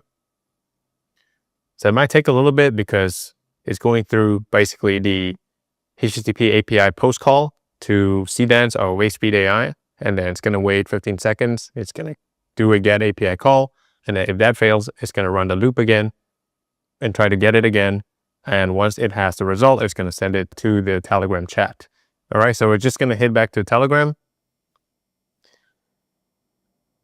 As you can see, the video is ready. And I got to say, this one is not as good as what I expected it to be.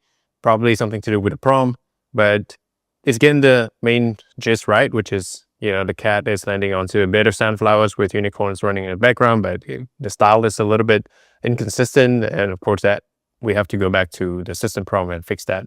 But the point of this is to show you guys the difference between how the architecture could work. Essentially does the same thing, but the difference is that you have now split the one big workflow into two separate workflows. And this will help you when it comes to troubleshooting and iterating, because you can literally look into the bug or the errors occurring in the main workflow or in the sub workflow. So it just makes your life easier when you're trying to error handle if anything goes wrong.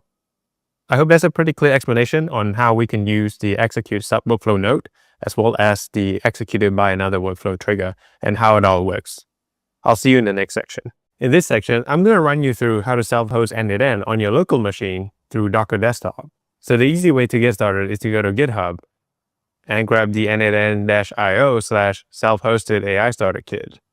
And what you want to do is just go over the documentation a little bit. And depending on what kind of machine that you're on, I'm currently on a Mac. So this is the documentation that I want to be referring to. So you can see it's a simple git clone and you can get started. But just before you go ahead and do that from your terminal, what you want to do is you want to make sure that you have your Docker Desktop downloaded and installed. And if you haven't done that before, what you want to do is to go over to docker.com and basically download the Docker Desktop app into your machine. And I already have my setup here, so just go ahead and download that if you haven't done so. And also you want to make sure that you have Git installed on your local machine. So once you've got everything set up, and again, I'm on Mac machine, so what you want to do is scroll down here where we're going to clone the entire package together with Olama within, because that's the LLM that's going to run on your local n8n. And if you already have Olama set up on your machine, there is a documentation separately for that. But in this case, what we want to run is the command lines right here. And we're just going to copy that, go to our terminal, and it's basically a git clone. And once we've cloned that repo, what we want to do is cd into the self-hosted AI starter kit and set up the environment file. Make sure that's in there. There we go. And what we're going to do now is to do a docker compose command. And this time is the CPU one, because this is a Mac Silicon. And once you run that, it's going to take some time to run depending on how quick your internet connections are. And as you can see, it's downloading a couple of things, Postgres, Quadrant, n8n, and Olama, which are the basic building blocks that you need to work with n8n locally. And that took a little while, but now it's completed. So what we want to do now is just to go to the local host here, 5678, which is the default local host that you can access your n8n instance on. So on my browser, I'm going to go over to localhost 5678. As you can see, it's going to ask for some email credentials, sign up. So you can do any email you want because it's all basically running on your local machine. All right. And once you're signed in, you're going to see that there is a demo workflow, because part of the repo, there is a demo workflow template that's been loaded up. So you can just open that. As you can see, the template loads up with a basic LLM chain with an Olama chat model. And for this basic chain to work, you have to plug in a fallback model. So in this case, I'm just going to add another Olama model here. Choose the same credential there. Just leave it as that.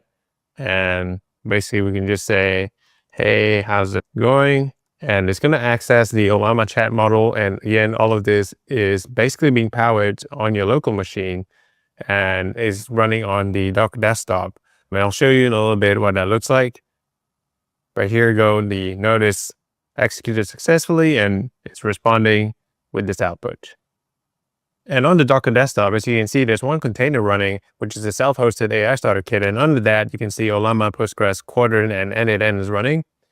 And if you were to stop the operation of a container and you head back to your n8n instance, you can see that the connection is lost here. So it is entirely running on your Docker container and powered by your local machine. So going back to our Docker Desktop here, I'm going to hit on start.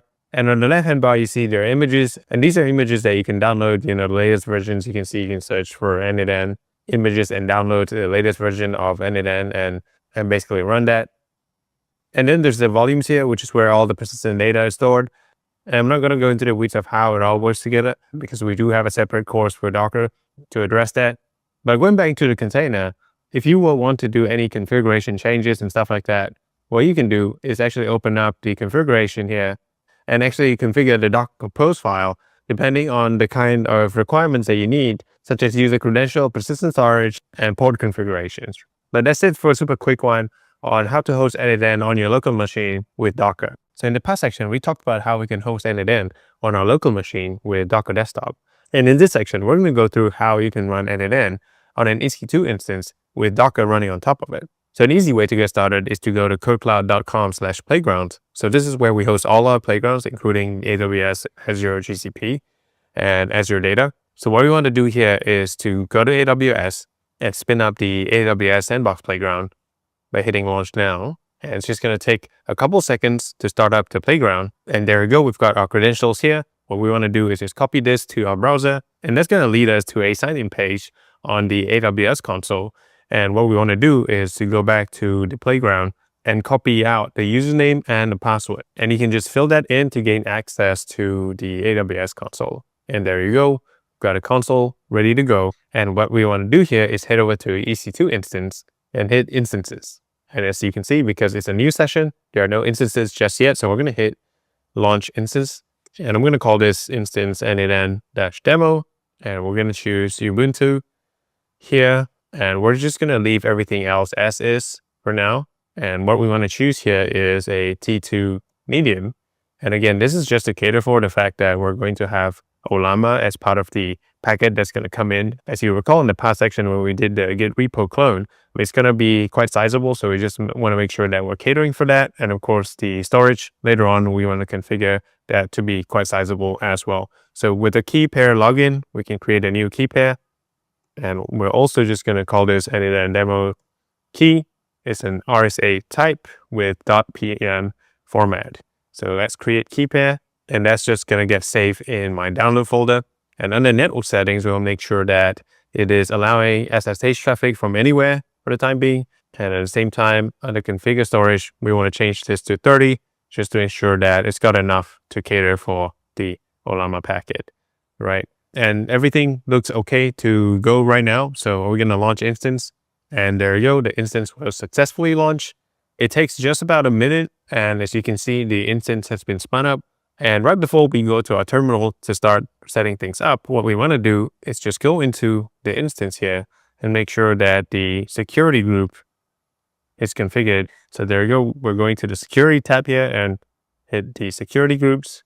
And under the inbound rules, we just want to make sure that we add the SSH inbound that's coming from the n8n port. So this is custom TCP and it's going to be port 5678, which is the default port. And we're going to allow it to be able to be accessed from anywhere. And we're going to save rules.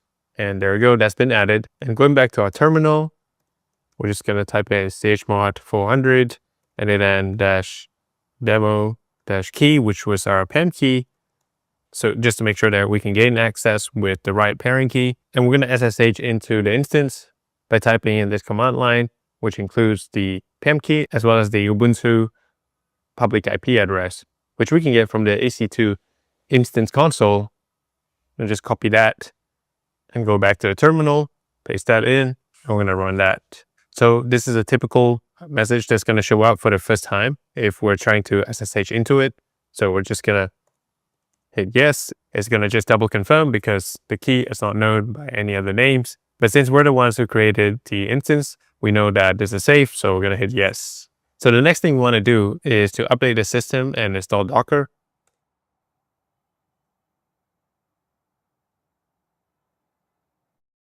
We're going to run install there. Next, we're going to enable Docker as well as add the user group. Make sure that we can get access to call on Docker.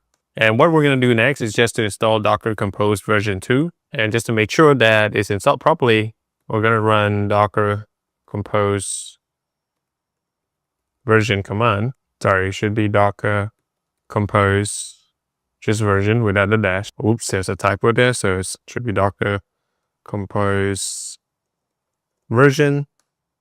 All right, so that's version 2. Good, we can move on. So the next few steps are going to be very similar to what we did in the last section when we're trying to self-host on Docker. So we're going to do a git clone of the git repo, and we're going to change our directory to the self-hosted AI starter kit. Okay, and we're going to copy the environment file. Just make sure that that's created. All right, and just before we run the Docker Compose command, we're just going to do some minor change in the environment file, because sometimes the security settings might not allow you to access the destination due to certain types of security protocols. And what we want to do is, in this case, because we're just trying to show how to set it up, is to disable some of that. So what we want to do here is to just paste in the line n8n underscore secure underscore cookie equals false. And once that's done, we're going to exit. We're going to hit yes. And there we go. So I've just cleared that up. And what we're going to do here is just run the docker compose command. And basically to pull in the same way as the previous section, all the n8n files, the Ollama packet, and everything that's contained in the Git repo into the EC2 instance. So it's going to take a little bit of time as it's pulling all of that. So now that's done, we want to check if the container is up and running. So we're going to type in the docker ps command. And as you can see, the containers are running. So let's go to a public IP address. And the way you can do that is to go to your AWS console and copy the public IPv4 address. And once you do that, you can simply type it in with the port 5678 at the end. And there you go. That's your n8n instance. And as you can see, this is the first time logging in. So there's no persistent data of credentials. So I could just type in any credentials just like this. And it's going to spin up the n8n instance. As you can see, this is the dashboard that you would normally see on your n8n cloud. It's just that now it's hosted on an EC2 instance on AWS. Everything else works the same way. If you go into your demo workflow, the same template is going to spin up as a default demo template, which is attached to Ollama. And again, Ollama was part of the package, so it was downloaded and basically loaded up within the EC2 instance. Cool. So if you were to go back to your instance right here,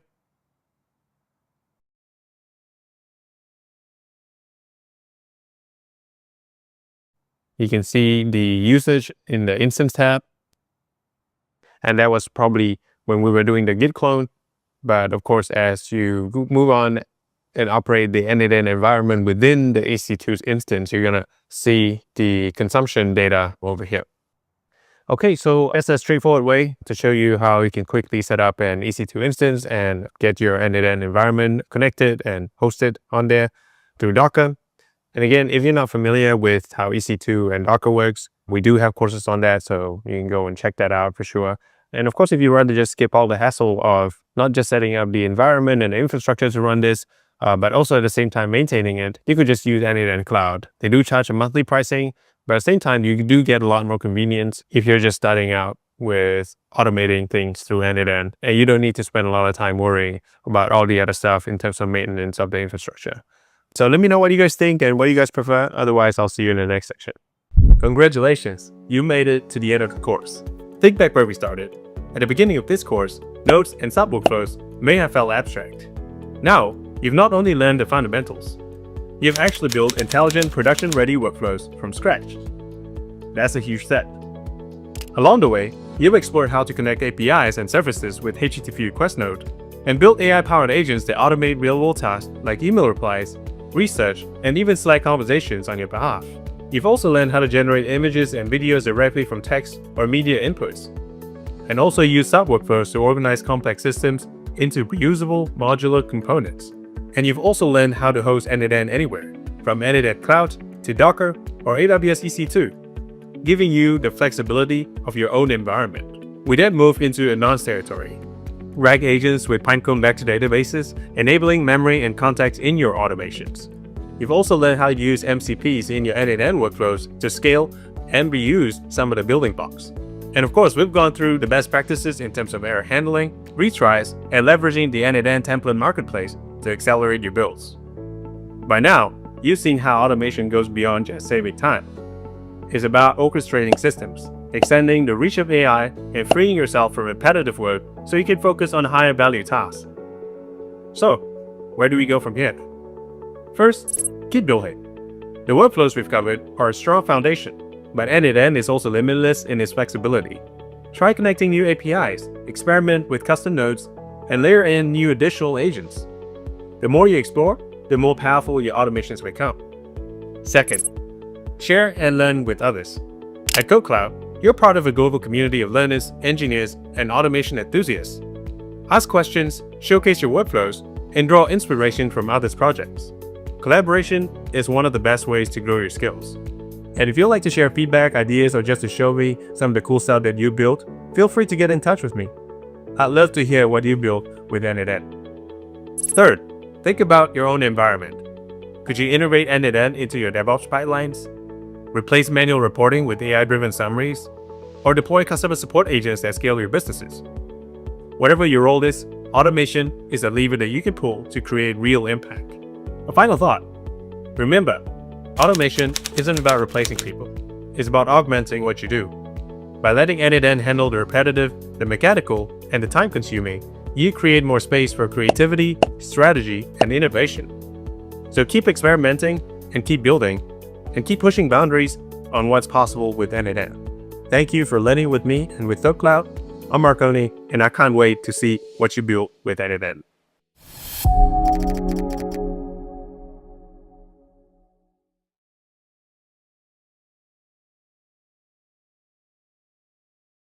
So I want to run through the differences between running your instance on n8n Cloud versus the lab playgrounds that we have on the CodeCloud course. Now, the first thing you'll notice as you go into the lab is that you still have to provide your email and your first name, last name credentials, as well as a password in the instance. And don't worry, this is not saved anywhere, so you don't actually have to save the credential and the password somewhere. You can use different emails and password for each of these instances. So once that's filled in, you can hit next. And there's going to be a series of onboarding questions here, which you don't need to fill, so you can hit get started. And in the same way, for the paid features information, you can just skip. And there you go, now you're in the admin dashboard that is very similar to the n8n Cloud environment. However, there's still some nuances and some differences as we go into the workflow. So here, what we're going to do is we're going to click Start from Scratch. And the very first workflow that you're going to build is the email AI agent. And the first trigger to that is a chat trigger. And I'm going to speed through this because this is very similar to the workflow that we've done. But I want to just show you quickly the differences of using the CodeCloud key space as well as the OpenAI API key. So if you're using the CodeCloud key space, what you want to do when you select your model, for example, in this case, I'm just going to select the OpenAI chat model. And what I want to do is to follow the instruction in the left-hand bar right here. And you see that there's a link to CodeKey. I'm going to just hit that URL. I'm going to hit launch now. And it's going to lead me to this dashboard right here. I'm going to click Start Playground. And there we go. So this is the dashboard on CodeCloud Keyspace. And what I want to pick is the OpenAI GPT 4.1. And in this case, I'm going to just copy the API key here. I'm going to go back to my workflow. And here I'm going to hit Create Credential. And I'm going to paste the same exact API key. I'm going to skip the organization ID. And for the base URL, I want to make sure that I'm replacing this with the base URL that I obtained from the CodeCloud Keyspace. Go back to my lab and paste the base URL right here. Okay, so I'm going to hit save right now. As you can see, it says connection tested successfully. However, there's a couple of things I want to point out here, because if you pick from lists, as you can see, the list doesn't really match the known models of GPT. This is because it's not really working based on the UI that's been built. So if you try to run it based on the chat ID or chat model that we've selected, I'm just going to run a hello message here. It's going to go to the AI agent, but it's going to error out. So what you need to do is go into the chat model, and instead of picking from lists, you want to go by ID. And as suggested from the instruction on the left-hand bar here, you want to copy the OpenAI /GPT-4.1. Just copy that and paste it whole, word for word. And let's do a test run again. And this time, it should actually be able to access the appropriate model. So that's if you're using the CodeCloud Keyspace API keys. Now, what I want to point out is the difference between this and using the OpenAI API key is that it's much more straightforward when you use OpenAI API keys. So to show you the difference, what I'm going to do here is I'm going to create another new credential, and I'm going to call it OpenAI account 2. This time, I'm going to head over to platform.openai.com. And what I want to do is head over to API key section. I'm going to create a new secret key in, and then email integration. I'm going to hit create secret key, and I'm going to copy the API key and head back to my lab. I'm going to paste the API key and leave the base URL as is, and I'm going to hit save. So there we go. So connections tested successfully. And the difference is, instead of by ID, I can now just pick from the list, and it should load up the correct list of models that I might possibly want to use. So for example, if I choose GPT 4.1, it's just going to be that. And we're going to run this node again. And as you can see, it's calling the correct model right here. Okay. So the next thing I want to point out is when you add your Gmail node on the next workflow, or Google tool for that matter, the difference between doing that in our labs versus n8n Cloud is that on n8n Cloud, you often see when you create a new credential with Gmail that you can actually have a button which you can sign in directly using your Google account if your browser happens to be a Google Chrome browser. However, with the labs, what you need to do when you create a new credential is you actually need to connect it with the OAuth method. So what you want to do is you want to head over to console.cloud.google.com, and the first thing you want to do is create a new project. And for the new project, I'm going to name it n8n email app. All right, so I'm going to leave this as no organization. I'm going to hit create. It's going to take a couple seconds to create the project. And once that's done, I'm going to select the project. And as you can see, it says n8n email app project. And the very first thing I want to activate is I want to go to Gmail API.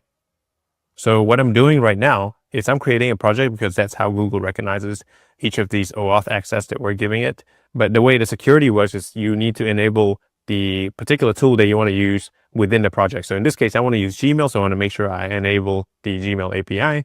All right. Once that's enabled, I want to head over to OAuth consent screen. And right now there's no OAuth consent that's set up. So I'm going to just hit get started. And in this case, I'm going to have to call it an app name as well. So I'm just going to say it is n8n email app. Okay. User support email. I'm going to put this, and we're going to select external. And by the way, each of these steps is documented on the left-hand side panel of the lab. So you don't have to memorize any of these, but we're going to go to next, and under contact information, just going to put my email here. And once you're done, just hit continue and create. So just before we go, I just want to go to audience, and I want to add a test user here, which is an email that you're going to use to send out basically the emails that you want the agent to send out. So in this case, it's marconi@codecloud.com. We're going to save that. And lastly, we're almost there.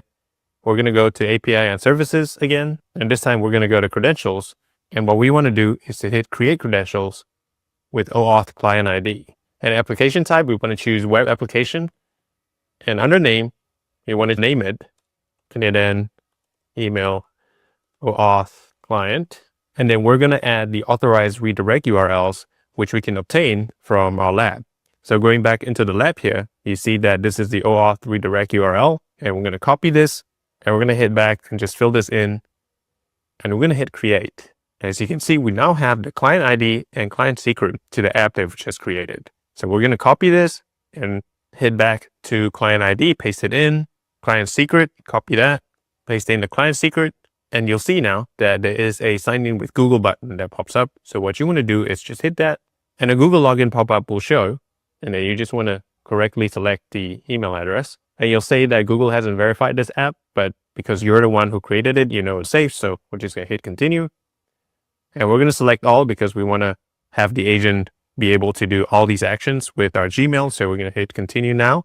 And as you can see, it says connection successful, and we're good to go. So just wait a couple seconds here within the labs, and it's just going to load up. And there you go. I already have my credentials set up here.